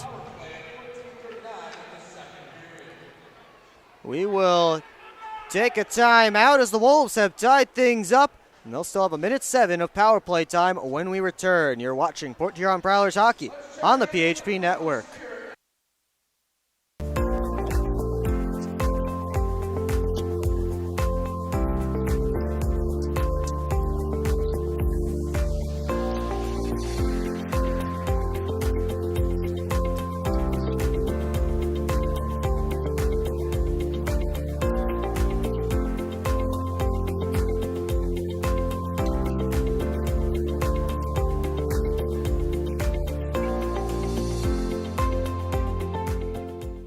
At Hungry Howie's, we're famous for flavor, and this is our Chief Flavor Officer. Every hour of every day, our CFO obsesses over the tastiest ingredients, combining them to create new flavor combinations your taste buds never knew they needed.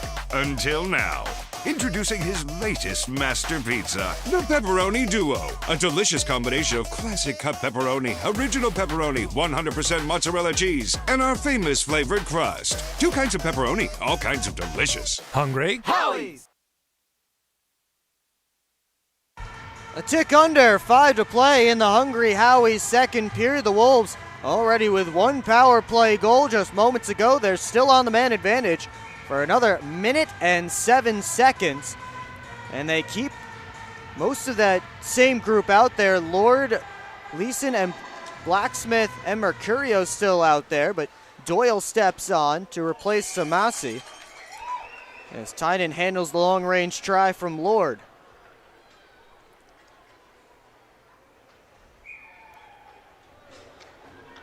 Justin Schmidt stepping back out onto the ice. He went to the dressing room. So now we are set to go. Blacksmith works it to the point. Lord walks. Gives it over to Doyle. Down to Blacksmith. Around behind the net. In front, Mercurio didn't get all the wood he wanted on that one. And now he took a penalty as he got the stick up on Austin Federly, who was trying to clear that puck away.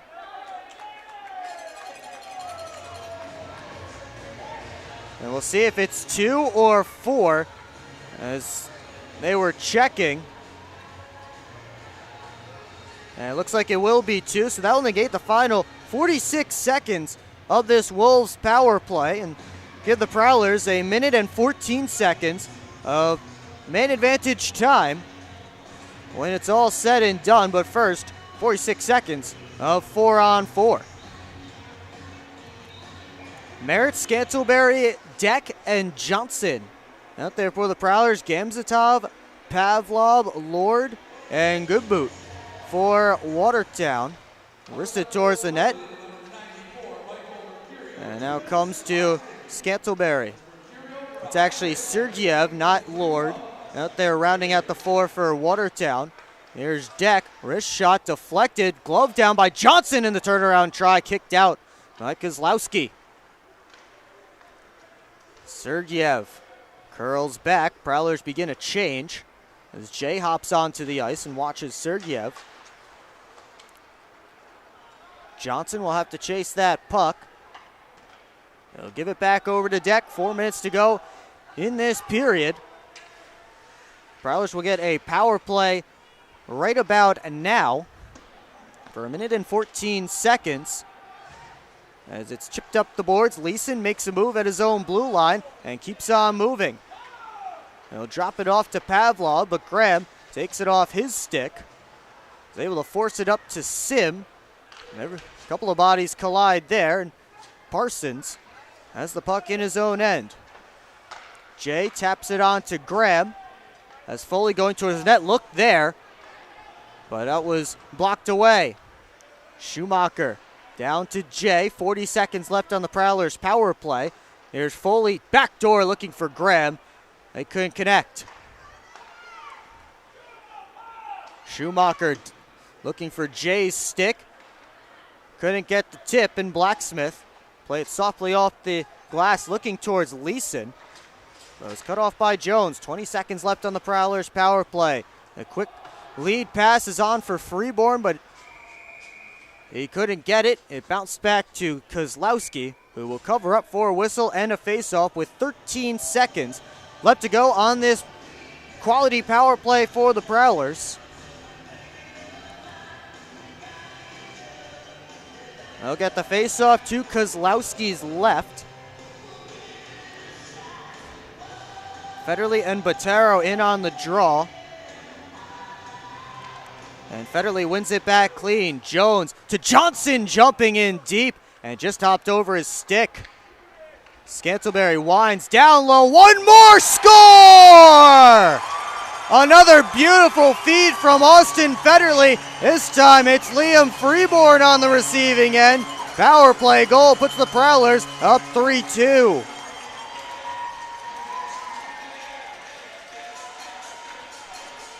The quick pass down deep to Federly from Tucker Scantleberry, and the unselfish play one more across. Liam Freeborn had the yawning cage. Tic-tac-toe from the Prowlers. Makes it 3-2 with 2:41 to go in period 2. Jay dumps it in.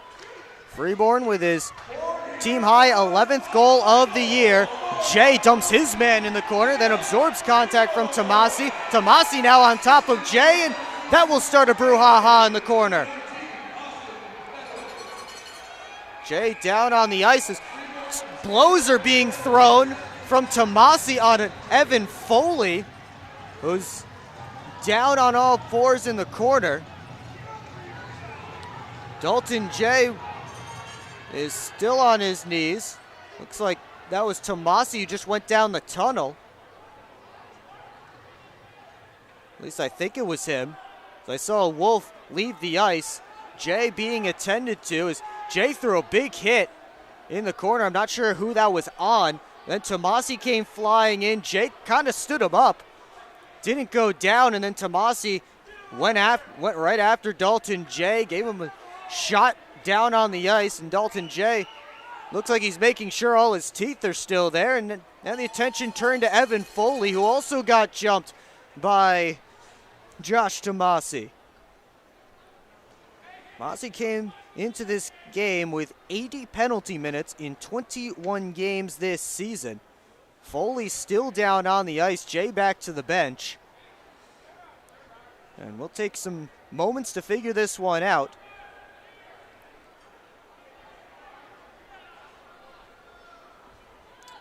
Prowlers up 3-2 on the strength of that Liam Freeborn goal just moments ago.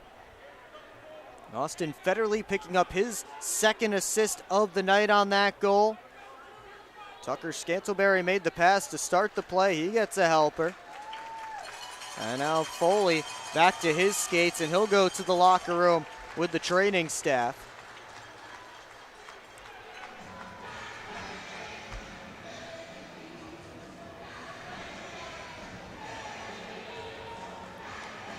So Foley to the locker room.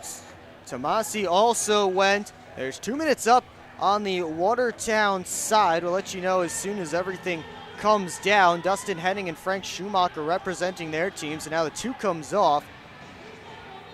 So maybe something different will go up.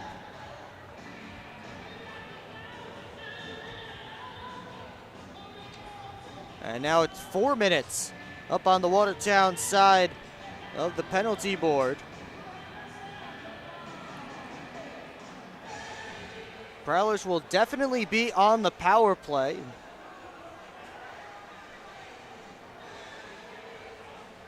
And now they'll have a 5-on-3 as 2 more minutes go up on the board. I believe those 2 will be for Botero, who's sitting in the penalty box.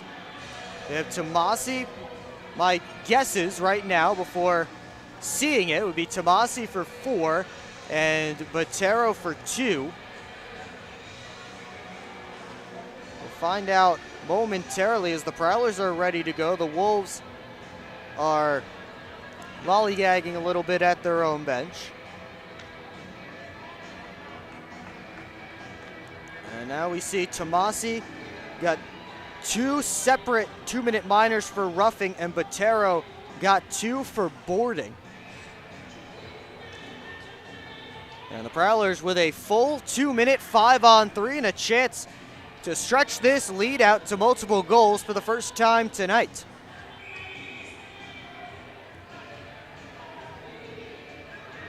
Prowlers send out a bit of a mixed unit here as Federly is taking Foley's spot on the top power play unit.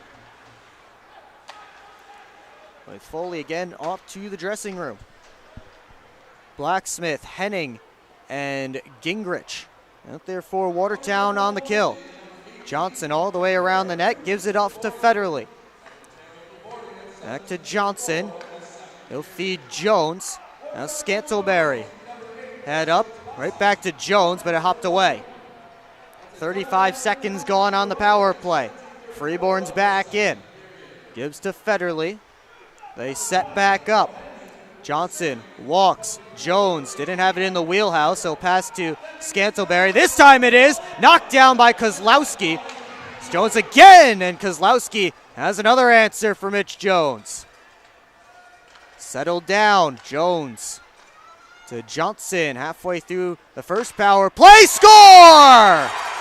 Austin Federly with a one-time blast from just about the goal line. Another power play goal for the Prowlers, and they have a 4-2 lead.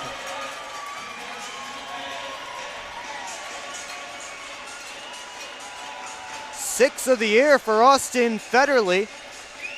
Half of those have come on the power play, and they couldn't get Mitch Jones's shot past Kozlowski, but they may have caught Kozlowski cheating a little bit to Jones's side, which allowed Austin Federly to slip through that shot, that one-timer, which was again from right about the goal line. He was shooting from certainly below the face-off circle. Now they have to fix the clock because they took 2 of the penalties off instead of 1. They're supposed to take the 57 seconds off, and now they put back up the 2 minutes and 57 seconds.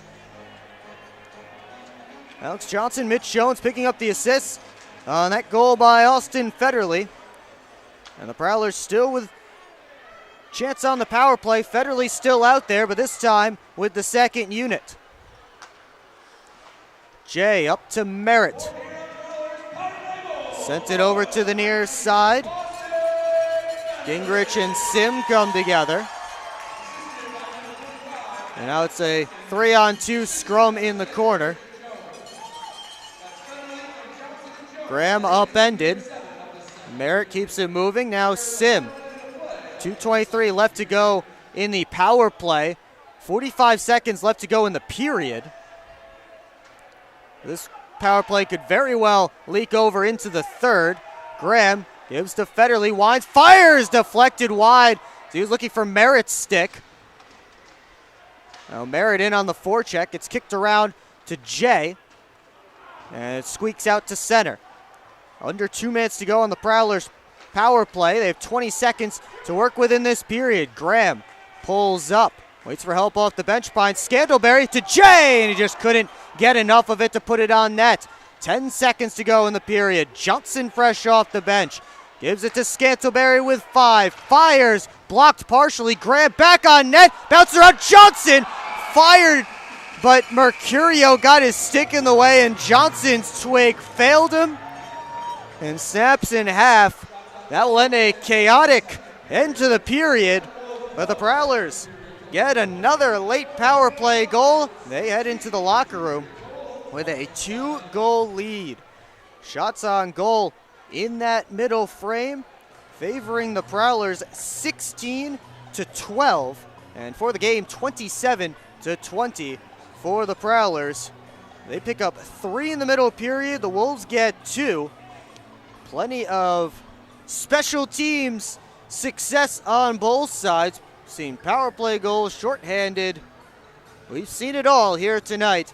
And it's the Prowlers with a 4-2 lead through 40 minutes of play. And they'll have a minute 33 of power play time when the third period begins. I'll have that for you right here on the PHP Network. Secure your seats for the Prowlers' next home game as they host the Watertown Wolves on Sunday, January 14th, with puck drop at McMorran Place scheduled for 3:05 p.m. And yes, you will have plenty of time after that game to go find where you're going to watch the Lions game. The game will be over before 6 p.m. That is my guarantee for you. And the kickoff for the Lions isn't until 8:30. So come out to McMorran Place for your football appetizer tomorrow afternoon. Again, 3:05 p.m. is the puck drop. And you can get your tickets online at phprowlers.com/tickets or call 810-985-6166. You can also scan the QR code on your screen now. It's online at phprowlers.com/tickets, by phone at 810-985-6166, or scan the QR code on your screen now to experience Prowlers hockey live and in person at the Old Barn, McMorran Place, the way it was meant to be enjoyed. And check out the final game of what has been an exciting 3-3 so far here in Port Huron between the two oldest franchises in the FPHL. When we come back, we will chat about those first two periods, take a look at the Prowlers' upcoming schedule, the out-of-town scoreboard, and more, and we'll have it all for you right here on the PHP Network. I've worked at Pioneer and now Corteva for 36 years. It goes by very quickly. This is a pretty noble profession where you're giving back to humanity. Curiosity is so important. I learn something new every day. What's that next challenge that may occur for farmers?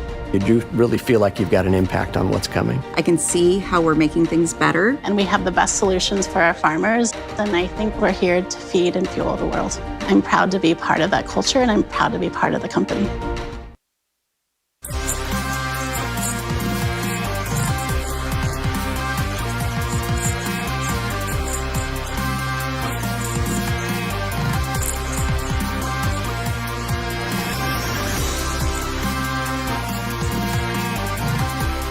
At Hungry Howie's, we're famous for flavor, and this is our Chief Flavor Officer. Every hour of every day, our CFO obsesses over the tastiest ingredients, combining them to create new flavor combinations your taste buds never knew they needed.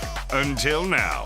Introducing his latest master pizza, the Pepperoni Duo. A delicious combination of classic cut pepperoni, original pepperoni, 100% mozzarella cheese, and our famous flavored crust. 2 kinds of pepperoni, all kinds of delicious. Hungry Howie's!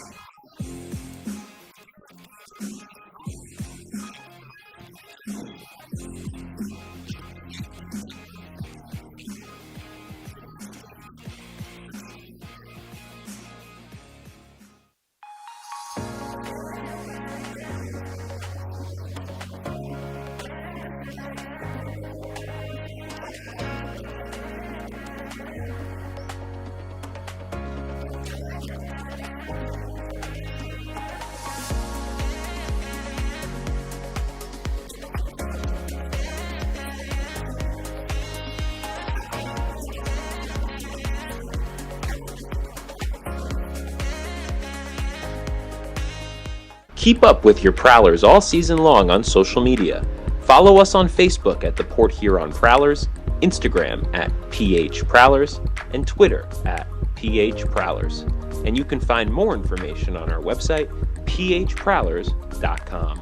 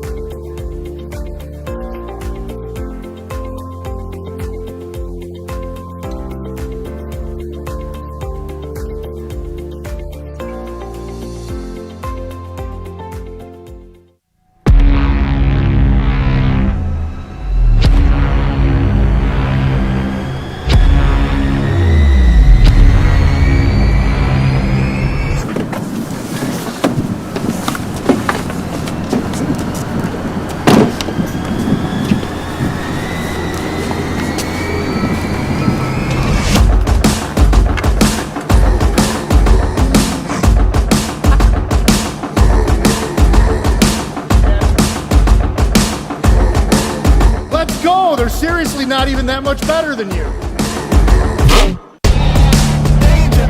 Should've just got a ticket from phprowlers.com. I should have just bought tickets at phprowlers.com. I got it! I should have just got a ticket at phprowlers.com.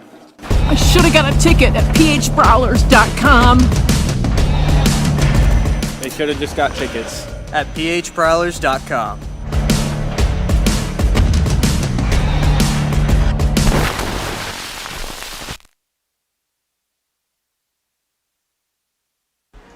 They're cleaning up the Chuckabucks here at McMorran Place through 40 minutes of play.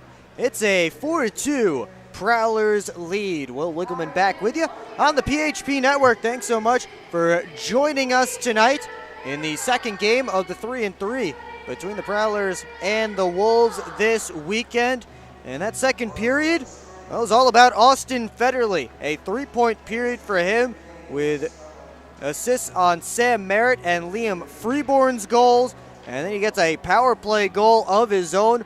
All 4 goals for the Prowlers have been scored on the man advantage so far tonight, as their power play has been working, but so is the Wolves, as they got a power play goal from Shewetton Blacksmith, who also has a shorthanded goal in the game. You add it all up, 6 goals in the game, all of them coming on special teams, and you add it all up for a 4-2 Prowlers lead. Tucker Tynan has done his part in net for Port Huron tonight, as he's made 18 saves on 20 shots. But we saw a little bit of the same things that we saw last night at times, a little bit of that ping-pong hockey, but also a couple of shifts for the Prowlers that they were able to control play in the offensive zone and get the Wolves tired. The big difference tonight, though, is all the penalties that have led to all of these special teams goals, power play, and shorthanded. As last night, we only saw a few minor penalties total, just 4 minor penalties, 3 for the Wolves, 1 for the Prowlers. It totaled through the entire 60 minutes last night, and already tonight the penalty sheet is filling up on both sides, as both teams have gotten some good tracks to the sin bin. 30 penalty minutes combined between the two teams so far in this one. Yeah, we are through 40 minutes, and the Prowlers holding that 4-2 lead as they look to gain a little momentum through this part of their schedule and in the new year, after coming out of the 7 games in 9 days stretch that ended last week, or last weekend. It was really all of last week that they had those 7 games in 9 days with all the travel. They got a chance to come home and rest and welcome in the Watertown Wolves, and the rest seemed to do the Prowlers good. They got the 5-1 win last night, and now leading 4-2 through 2 periods of play. Of course, the concern for Port Huron is that goal by Blacksmith, the first one. Anytime you give up a short-handed goal, that's certainly a cause for concern. So to give up the short-handed goal is tough, but the power play has bounced back, lighting up the score sheet as the Prowlers man advantage. And that's been a point of struggle for the team at times this season, both the power play and the penalty kill. And the power play, at least tonight, has been doing its job. It has 4 goals here so far in this game, and still 20 minutes to go, and they'll have 1 minute and 33 seconds of power play time when we come back for period number 3. And be sure to stick around for that one to see the exciting conclusion of the first game in the FPHL on this Saturday night. When we come back, we'll take a look at the other games around the FPHL on this Saturday night. We'll also take a look at the Prowlers' upcoming schedule, and we'll do it next here on the Port Huron Prowlers PHP Network.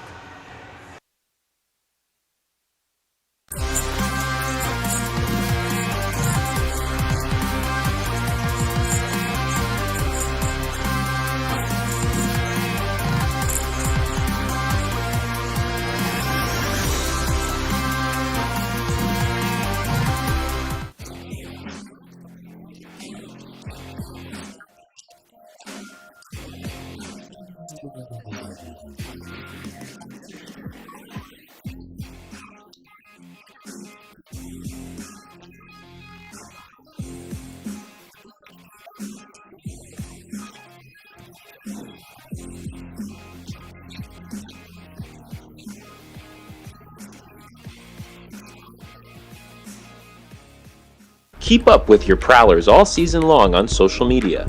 Follow us on Facebook at the Port Huron Prowlers, Instagram at PH Prowlers, and Twitter at PH Prowlers.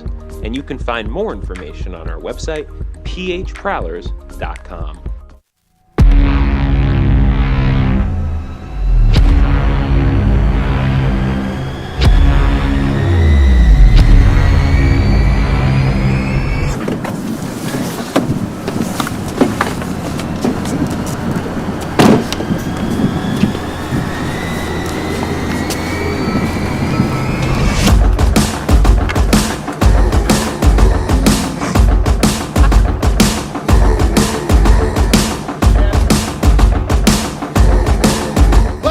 They're seriously not even that much better than you. Should have just got a ticket from phprowlers.com. I should have just bought tickets at phprowlers.com. I got it! I should have just got a ticket at phprowlers.com. I should have got a ticket at phprowlers.com. They should have just got tickets at phprowlers.com.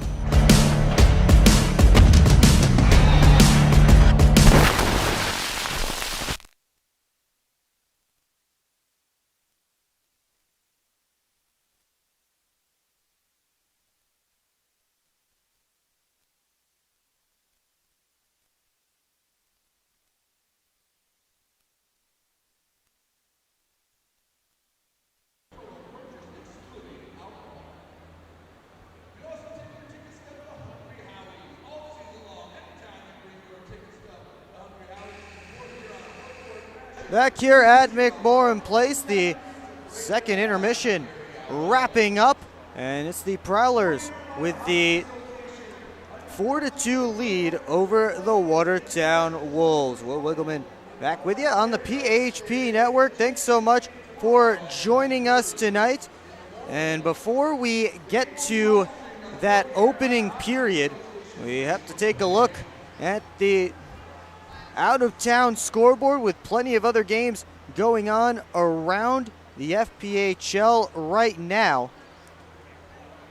As we start with the Blue Ridge Bobcats and the Motor City Rockers, who have just begun the second period, and they are tied at 1. Adam Kuhn has the goal for Motor City, and Dmitro Babenko, who you may remember from the first intermission, was the new signing for Blue Ridge today. He has the goal for the Bobcats. It's 1-1 in Danbury as they're just wrapping up the first intermission. Nikita Ivashkin has the goal for Binghamton. Bodan Zinchenko for Danbury. As they wrap up the first intermission there.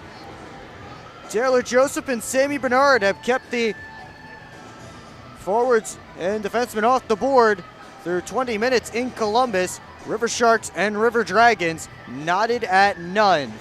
And finally, in Mississippi, the Baton Rouge Zydeco, who were shut out last night, already up to a 2-0 lead through 20 minutes of play, as they got goals from Scott Chirac and Bryce Wrench. Of course, here, it's still 4-2 in favor of the Prowlers. Now let's take a look at the upcoming schedule for the Port Huron Prowlers. They'll wrap up this 3-3 on Sunday, tomorrow afternoon, as a little bit of an appetizer before the wild card weekend of football kicks off, the second slate of games, which will wrap up with the Detroit Lions hosting the LA Rams. And we will be out of here in plenty of time to find our spot to go watch that game. And then the Prowlers will turn their sights on the Motor City Rockers and their Silver Stick game on Saturday, January the 20th. You remember lots of rough stuff going on at the end of their last meeting, so certainly we'll see a lot boiling over when the Prowlers and the Rockers renew their rivalry. Then looking ahead to the following week, Prowlers will visit the Elmira River Sharks for Thursday and Friday matchups at First Arena. This will be the first time the Prowlers face the third FPHL franchise in Elmira.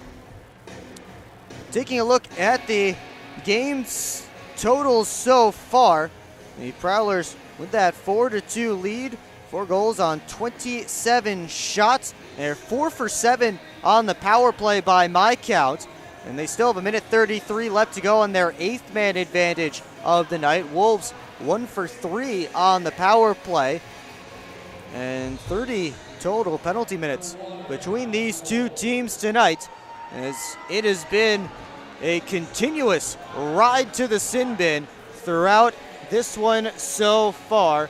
Prowlers looking to come away with their second victory of the weekend, as both teams are taking the ice, and we are almost set for period number 2 here, or period number 3 here at McMorran Place. But before we do that, we take a look at the PHP Network trivia question featuring the man that you see on your screen getting set in his goal crease.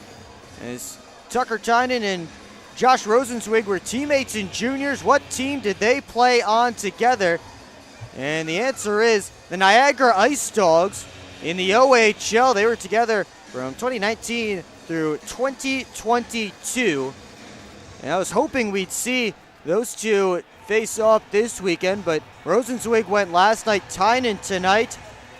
So we'll see. Maybe tomorrow is the night. Maybe tomorrow's the day. Maybe not.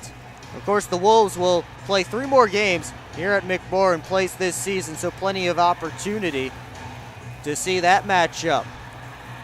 Tynan has made 18 saves on 20 Wolves shots so far in this game, while Spencer Kozlowski on the other end has stopped 23 of 27 Prowler shots that have come his way.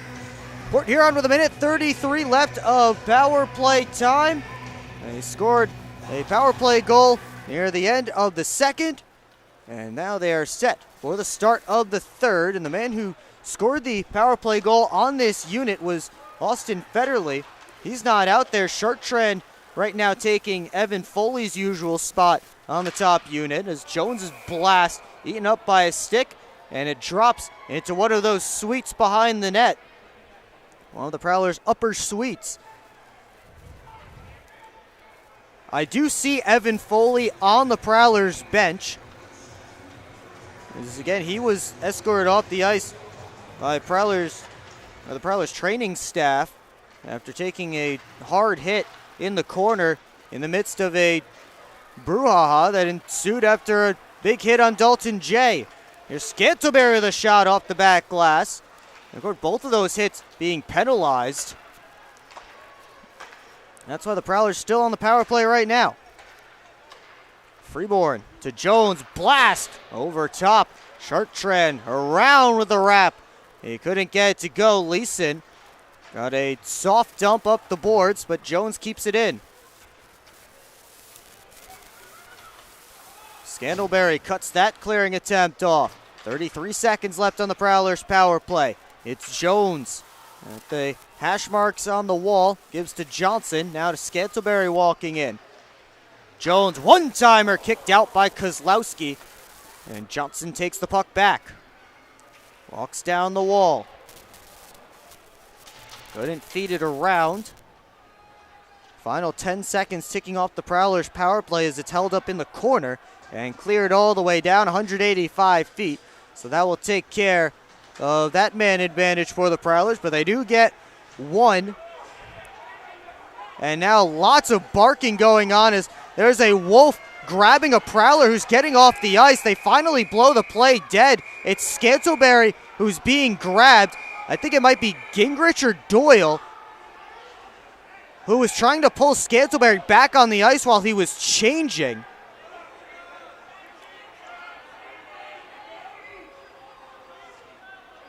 it was actually Justin Schmidt, I believe, who was grabbing at Tucker Scantlebury. Dakota Seaman is going to receive a penalty as he heads over to the box. Not sure if we caught that on the camera or not as it started, because we were following the play all the way down in the Prowlers' end. So all of a sudden, things were breaking loose on the Prowlers' bench, and Scantlebury was being grabbed as he was coming off for a change, and a group of Prowlers were there. Alex Johnson was involved in the barking. There was a lot going on. Yeah, it was Justin Schmidt. Now Dakota Seaman came off the bench. He started talking, and he ended up being sent to the penalty box. And the two captains chatted with Steve Gowdy. There's 2 minutes up on the Wolves side. And now Schmidt will head to the box as well. Prowlers right back to the power play. And again, I have no idea what incited that, whether it was back from what's been going on throughout this game, as Scantlebury, of course, is always involved in that side of the game, as he's a player that gets involved in the corners and the dirty areas, and that ruffles feathers. Chartrand also in the box, so it looks like maybe Chartrand and Seaman got matching penalties, and Schmidt gets the extra. I'll let you know as soon as it all comes down. Now it's off the draw. Graham trying to control behind the net.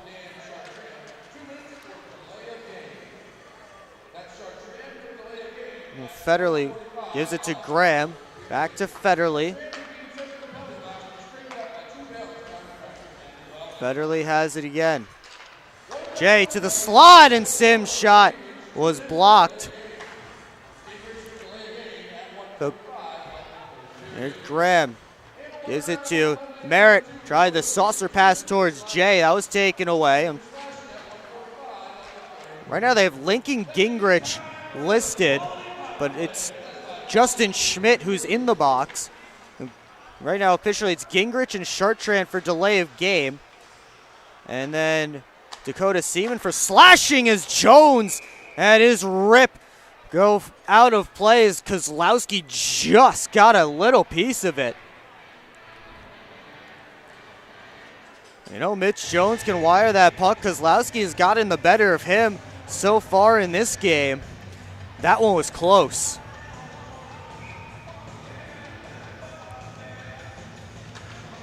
Off the draw, Freeborn gets it back to Jones. And now it's chopped out down the ice. Tynan out of his goal crease to play it. He'll send it all the way down. Icing waved off. And Doyle will flip it down. 185 feet. Johnson recollects. 40 seconds left on the Prowlers' power play. Left wing side, Scantlebury has Foley heading towards the net. Scantlebury gives it to the trailer, Freeborn, and a shoulder save by Kozlowski.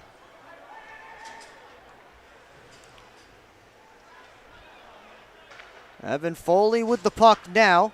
Nice to see that he's feeling better. Seam pass in for Freeborn. He just backhanded it wide as Jones found him heading towards the net. Johnson with 9 seconds left on the power play. Gives it to Jones. Now Scantlebury. Back to Jones.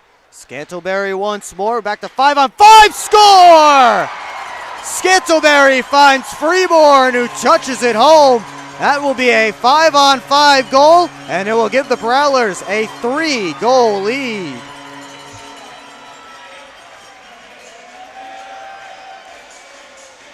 There have been some beautiful passes in this game from the Prowlers.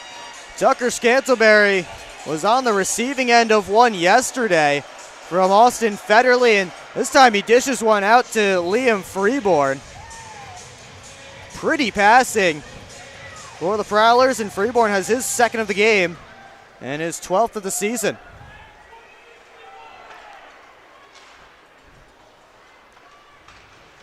Schumacher in his own end.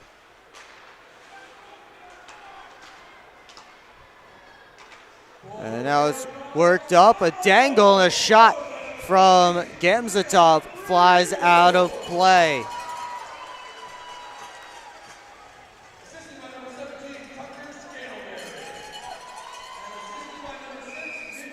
So Jones and Scantleberry pick up the assists on the goal for Liam Freeborn.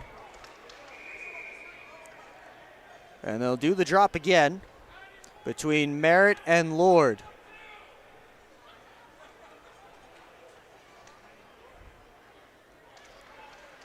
This time Merritt wins it back clean. Schumacher off the wall to his D partner Parsons. He dumps it in. Graham behind the net. Here's Henning picking it up for Watertown. Lead pass gets out. Schumacher knocks it down. He's able to send it back the other direction. Good boot. Hustles after it. Pulled to the corner. Pavlov kicks it out to Lord. Little soccer play there from the Russian Pavlov. Lord all the way around the net. Gets it to the point. That shot comes in. Deflected. Just slides wide. Wolves back on it. Schmidt. His shot deflects away. And the Prowlers get it out. Schmidt curling away from Federly. Wolves have one shot so far in this period. The Prowlers have three. Scantleberry looking for some more. Pulls up. His shot didn't get all of it. Prowlers keep it in. Chartrand turnaround try. Stopped by Kozlowski. The rebound cleared away. And now Deck is going to go. Braden Deck throwing some punches with Mercurio, I believe. There's Tomasi. They wrestle each other to the ice. Seaman and Chartrand look like they might want it. Seaman knocks Scantleberry's stick out of his hands. And some respect there from Tomasi and Deck as they give each other a little bit of a hug before they head to the box. That'll be the first pro fight, I believe, for Braden Deck.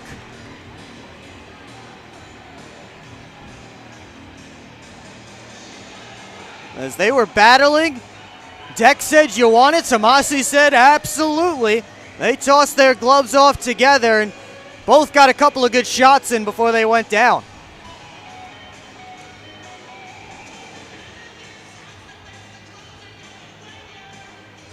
So they'll both get 5 each for fighting.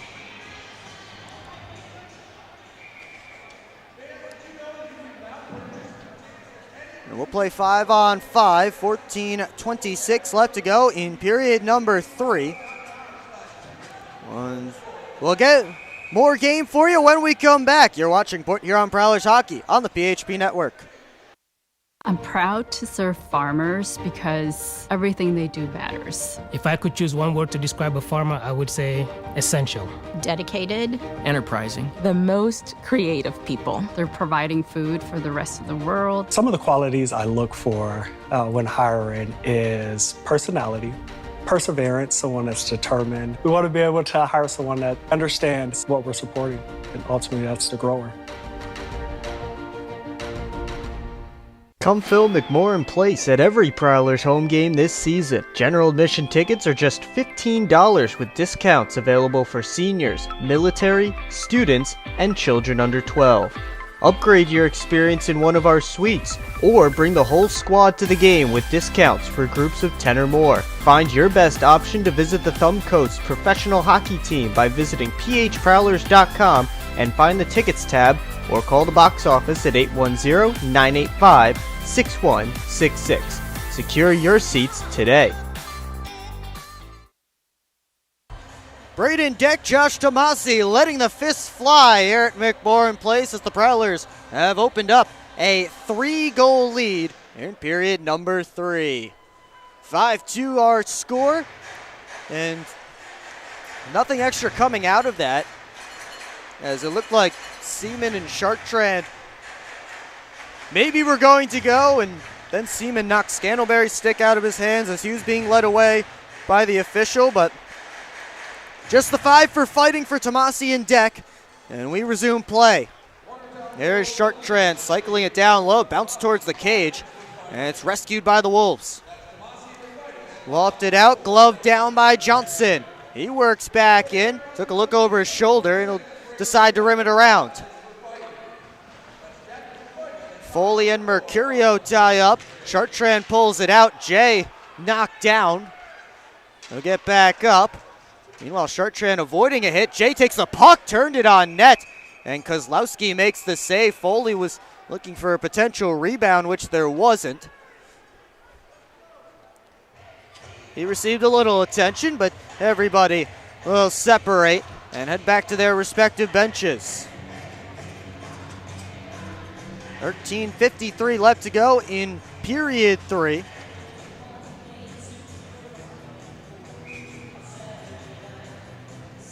Sim right behind Merritt for this face-off, but it's won by Lord. Pavlov tried to touch it out. He just did get it past the line, but Schumacher cut it off from its intended target, which was Gamzatov. Lord in the corner, out for Pavlov. And Matt Graham tied him up. They both go sprawling to the ice. Graham knocks it out with one hand from the seat of his pants. Merritt couldn't catch up to it, though. So he had to come all the way from across the ice. Doyle had a good head start on him. And here's Lord. He whiffed on the first shot. Didn't get much on the second shot. On the third one, it's blocked. Now a turnaround try goes wide. That went off the stick of Doyle. Sim up to Scantleberry, slips past Doyle, but ran to the linesman, still has the puck. His shot stopped by Kozlowski. And Scantleberry was able to avoid the man who was trying to hit him, but instead ran into one that wasn't hoping for contact.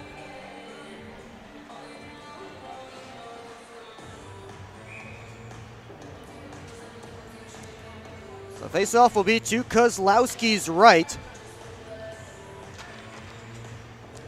It's one back to Parsons at the point. Couldn't get his shot through. Wolves work out. And it's dumped in. Johnson tried with the glove. Now he'll rim it around. Henning put it back towards the net. Ends up in the far side corner where Hemming has it. Now Seaman played it off the side of the cage. Chartrand first on it. Johnson lost it, has it back.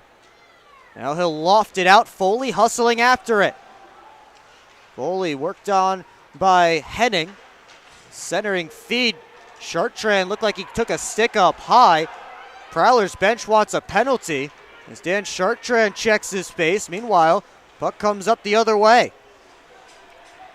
Chartrand making his way slowly to the Prowlers bench. Schumacher feeds Dalton Jay, who moves up ice. Looking for Federly. That was knocked away. Leeson catches up to it. Wolves on side. Mercurio dumps it around. Gamzatov heading after it. Scantleberry gives him the shoulder. And here's Federly. Working in. Backhander. Gloved and held by Kozlowski. With no rebound. 11:45 to go in the third period. I didn't see whose stick it was, but it looked like as the pass came out to Dan Chartrand earlier on in that sequence. Stick came right up in his face. He was a little bit slow to get up and made his way back to the Prowlers bench. Prowlers wanted a penalty, but it didn't come, which happens sometimes. It bounces around Freeborn, who has 2 goals tonight. Tried to backhand it towards the net, and now Scantleberry plays it around towards Federly, who's wrestling with Sergeyev. Up the boards. Johnson keeps it in momentarily. Now Johnson cuts off a pass at center. Back in with Freeborn. Johnson took the shot off the mask of Spencer Kozlowski. Mercurio took a hit from Johnson. Wolves get it out.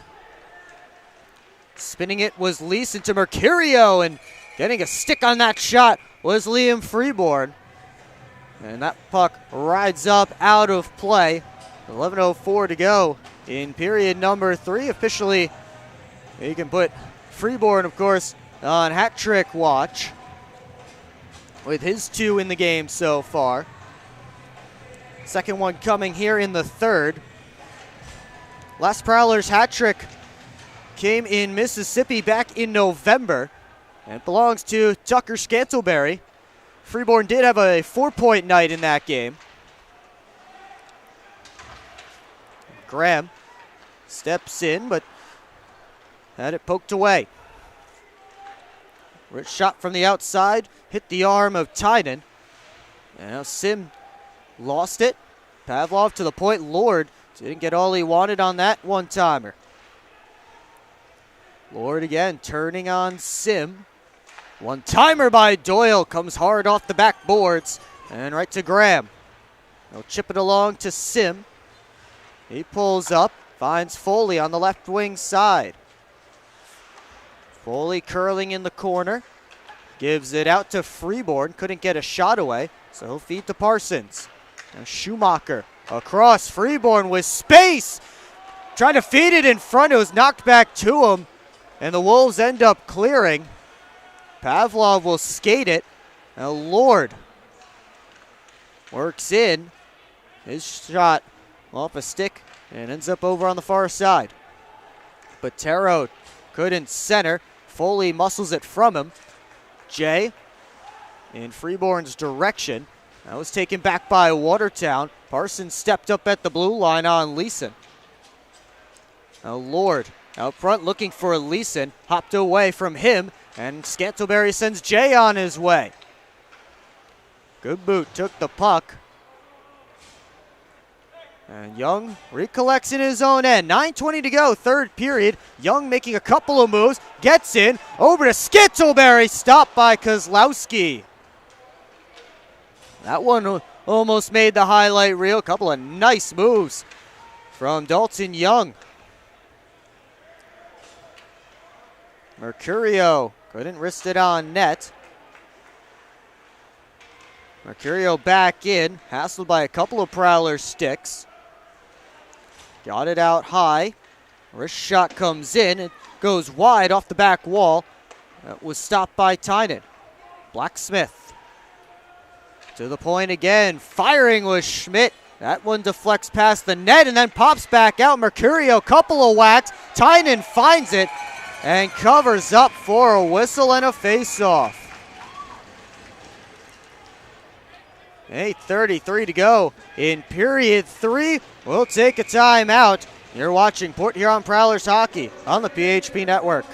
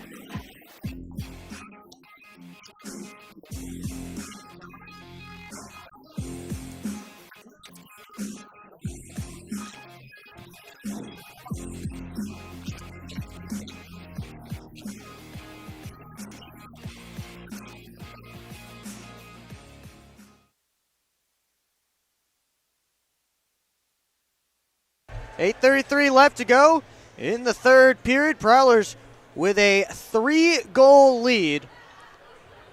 They lead the Watertown Wolves 5-2. A couple of tallies from Liam Freeborn. 3-point night for Austin Federly. And pretty passing all around here tonight. I can think of at least 3 of the goals, if not more, with some tic-tac-toe work off the sticks of the Prowlers. Had a number of those nice passing plays work for them this weekend. as Sergeyev toe picked. He still gets to the puck. Curling away from Sim. And now the Wolves tried to fire a lead pass to Lord, who is hanging out the Prowlers' blue line. Johnson all over that. Pavlov down towards Lord. Now it's Botero taken into the wall. Lord trying to dig it out. 3 Prowlers in there helping out. Schmidt towards the net. That ends up off the back wall. Wolves trying to center again. And finally, Parsons will collect the puck and get a little possession. Off the glass it comes. Goes all the way down. Icing waved off. Graham hustling after it. So Sergeyev. He gives it to Schmidt. Pops out in front of Kozlowski. Rescued by Botero. Prowlers back on it. Schumacher scores! Little give and go between Frank Schumacher and Dan Chartrand, and number 27 in gold makes it 6 for Port Huron.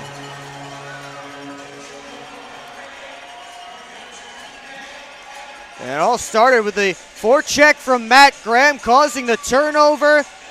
Schumacher gave to Chartrand, went towards the net, and he picks that top corner over the blocker side of Spencer Kozlowski for his 3rd of the year. And makes it a 4-goal game, or 4-goal lead for the Prowlers. That puck flies out of play.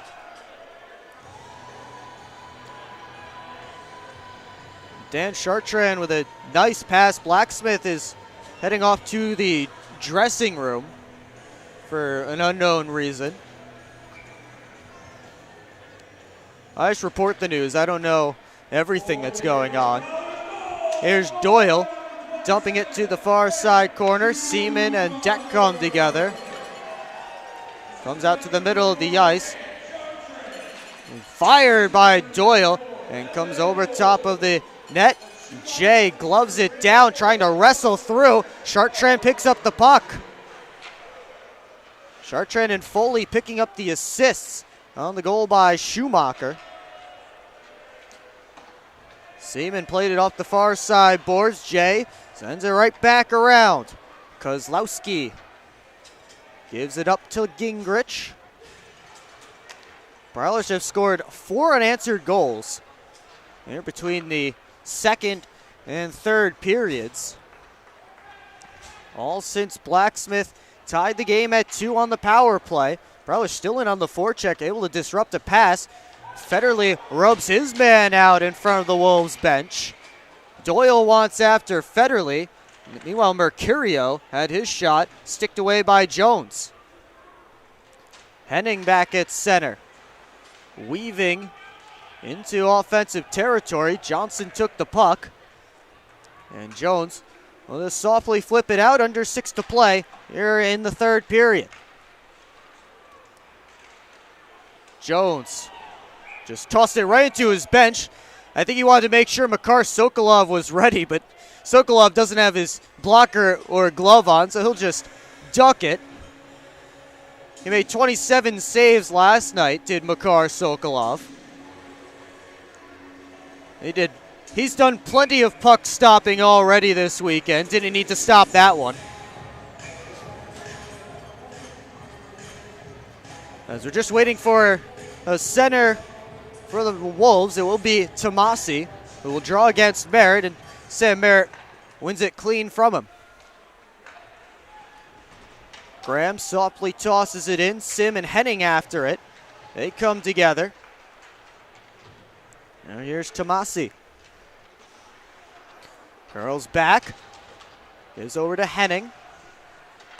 Dumped out and skitters to the near side.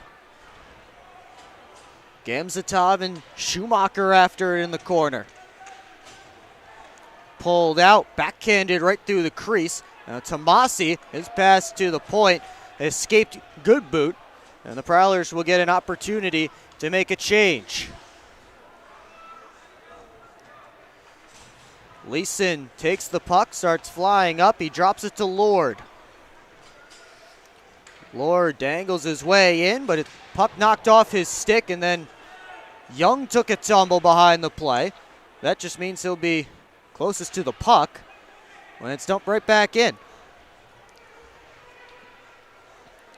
Glove down by Seaman. His drive hit a stick.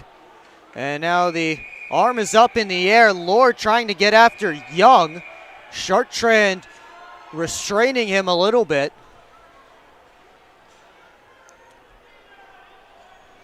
Schmidt and Jay having a conversation over in the slot. Everybody else being separated. Looks like Young over to the Prowlers penalty box. 2 minutes for slashing. And we'll be right back. You're watching Port Huron Prowlers Hockey on the PHP Network.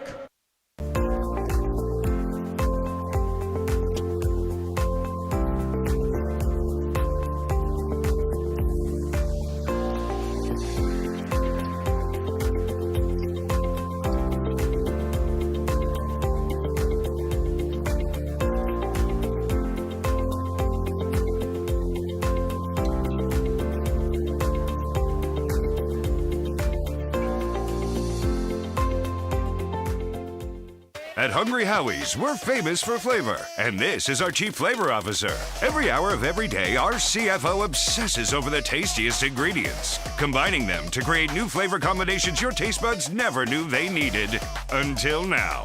Introducing his latest master pizza, the Pepperoni Duo. A delicious combination of classic cut pepperoni, original pepperoni, 100% mozzarella cheese, and our famous flavored crust. 2 kinds of pepperoni, all kinds of delicious. Hungry? Howie's!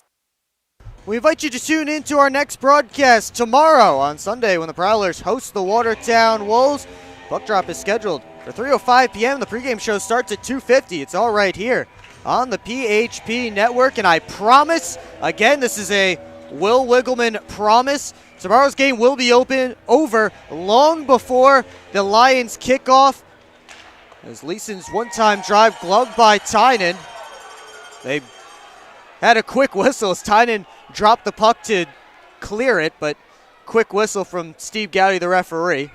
So we'll get another face-off. But I promise that you'll be home in plenty of time, or to wherever you're planning on watching the Lions and Rams game. I guess I can't promise if you're actually planning on going to Detroit from McMorran Place. That drive is a little long, but if you're staying in the area around McMorran and in the greater Port Huron area, I promise you'll be there in plenty of time to watch the Lions and the Rams tomorrow night after this afternoon affair between the Prowlers and the Wolves. But if you have to stay home and get your watch party ready, be sure to put us on in the background and watch your Prowlers as a little appetizer to the playoff football. 4 minutes left to go in this one. Prowlers have it well in hand, up 6-2. Minute 20, though, left on their penalty kill. As Lord enters offensive territory, gives it over, and Botero's spinning shot goes wide. Mercurio couldn't keep that pass inside the zone. Lord has to wait for his team to get onside. And now the Prowlers have taken another penalty. High sticking is the signal. We'll find out who it's on. It looks like it's Dalton J, who just earlier this season surpassed 100 penalty minutes in his FPHL career, which has spanned over 360 games. He now picks up another 2. He's up to 14 penalty minutes on the season. And I believe his season high, his career high in a season is about 20. As if there was a Lady Byng Award here in the FPHL as there is in the NHL for sportsmanlike players, Dalton J would certainly have won it more than once over his career. As he spent most of his career putting up a lot of points and not a lot of penalty minutes. Lots of goals as well. But now he sits in the box for 2. 45 seconds left in the 5-on-3 for Watertown. And then they'll have a 5-on-4 man advantage for 1 minute and 2 seconds after that. As Leeson walks down the wall with his head up, thinking about the seam pass still. Give it to Mercurio. Pass back to Leeson, cut off by Schumacher. He'll skate it. Here comes Frank Schumacher, dangles Mercurio. The puck knocked away, comes back to Foley. He'll send it down ice, and we'll kill some more time. 20 seconds left on the 5-on-3. Doyle gets in. He'll circle back, but his pass taken away by Graham. And Chartrand hit Mercurio with the dump. Delayed offsides, Wolves touch up, Lord back in. Pass knocked down by Botero, and the slow windmill from Tucker Tynan on Mark Botero to show off that save a little bit.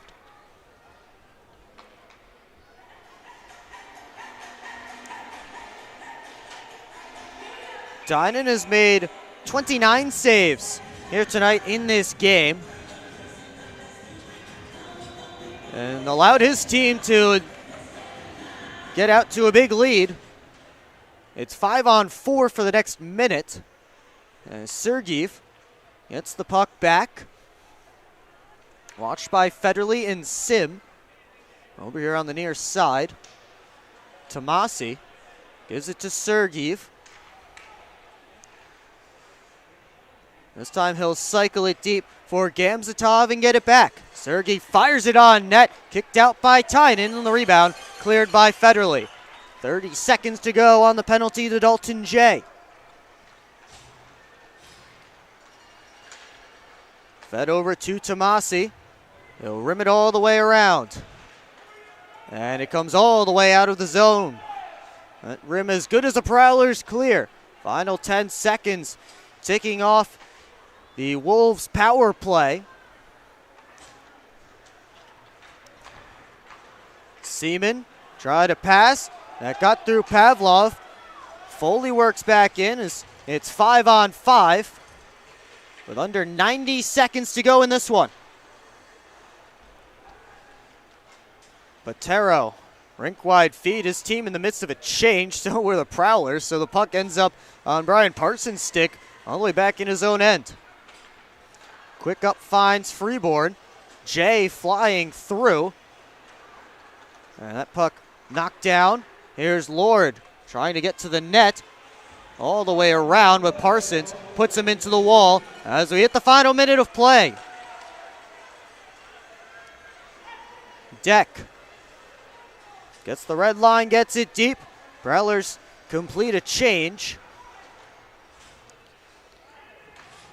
We'll see if we see Liam Freeborn at all again. Again, he's sitting on 2 goals tonight. Scantleberry will cycle it down for Jones. Out to Federly. They'll move it along. Graham tried to touch it by. That was taken away. Lord, long wrist shot, gloved by Tynan. He'll play it. Graham's pass didn't find its intended target, but now Federly gets a steal and ends up with it anyway. Federly goes between his own legs, and he'll cycle it down deep as final seconds tick off in this one. And the Port Huron Prowlers, at the very least, will win this 3-game series, but they'll play one more tomorrow afternoon here at McMorran Place. But tonight, a 6-2 win over the Watertown Wolves, with special teams being the story. And Tucker Tynan gets his second victory as a Prowler after making 30 saves tonight. Liam Freeborn, couple of goals, was a big part of this game. We'll talk more about it in the post-game show. I want to remind you again about the broadcast tomorrow afternoon. 3:05 puck drop, a 2:50 pregame right here on the PHP network as the Prowlers go for the clean sweep. And let's get the 3 stars of the night.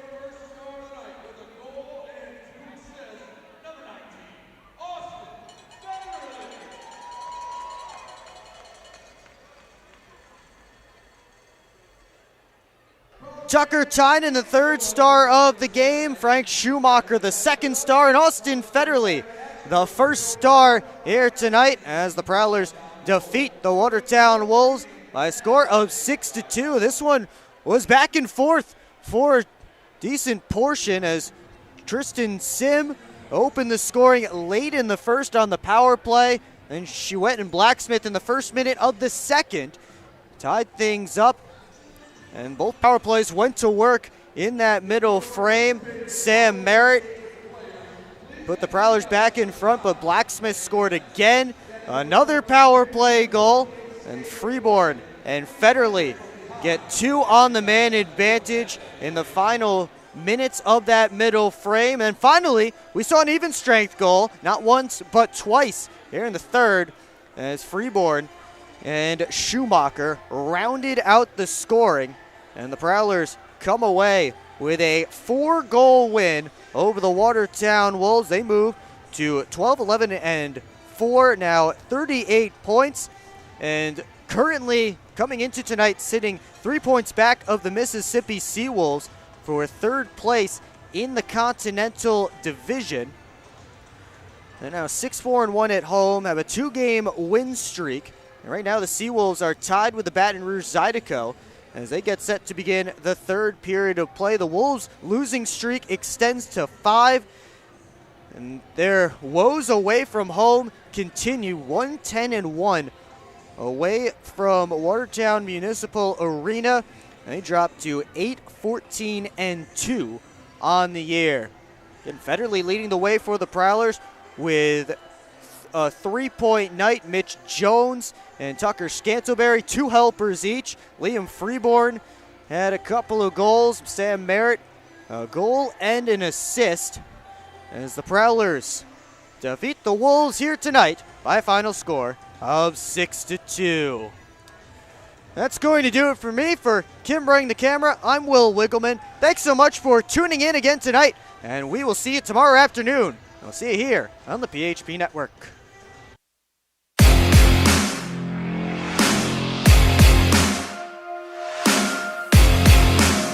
Thank you.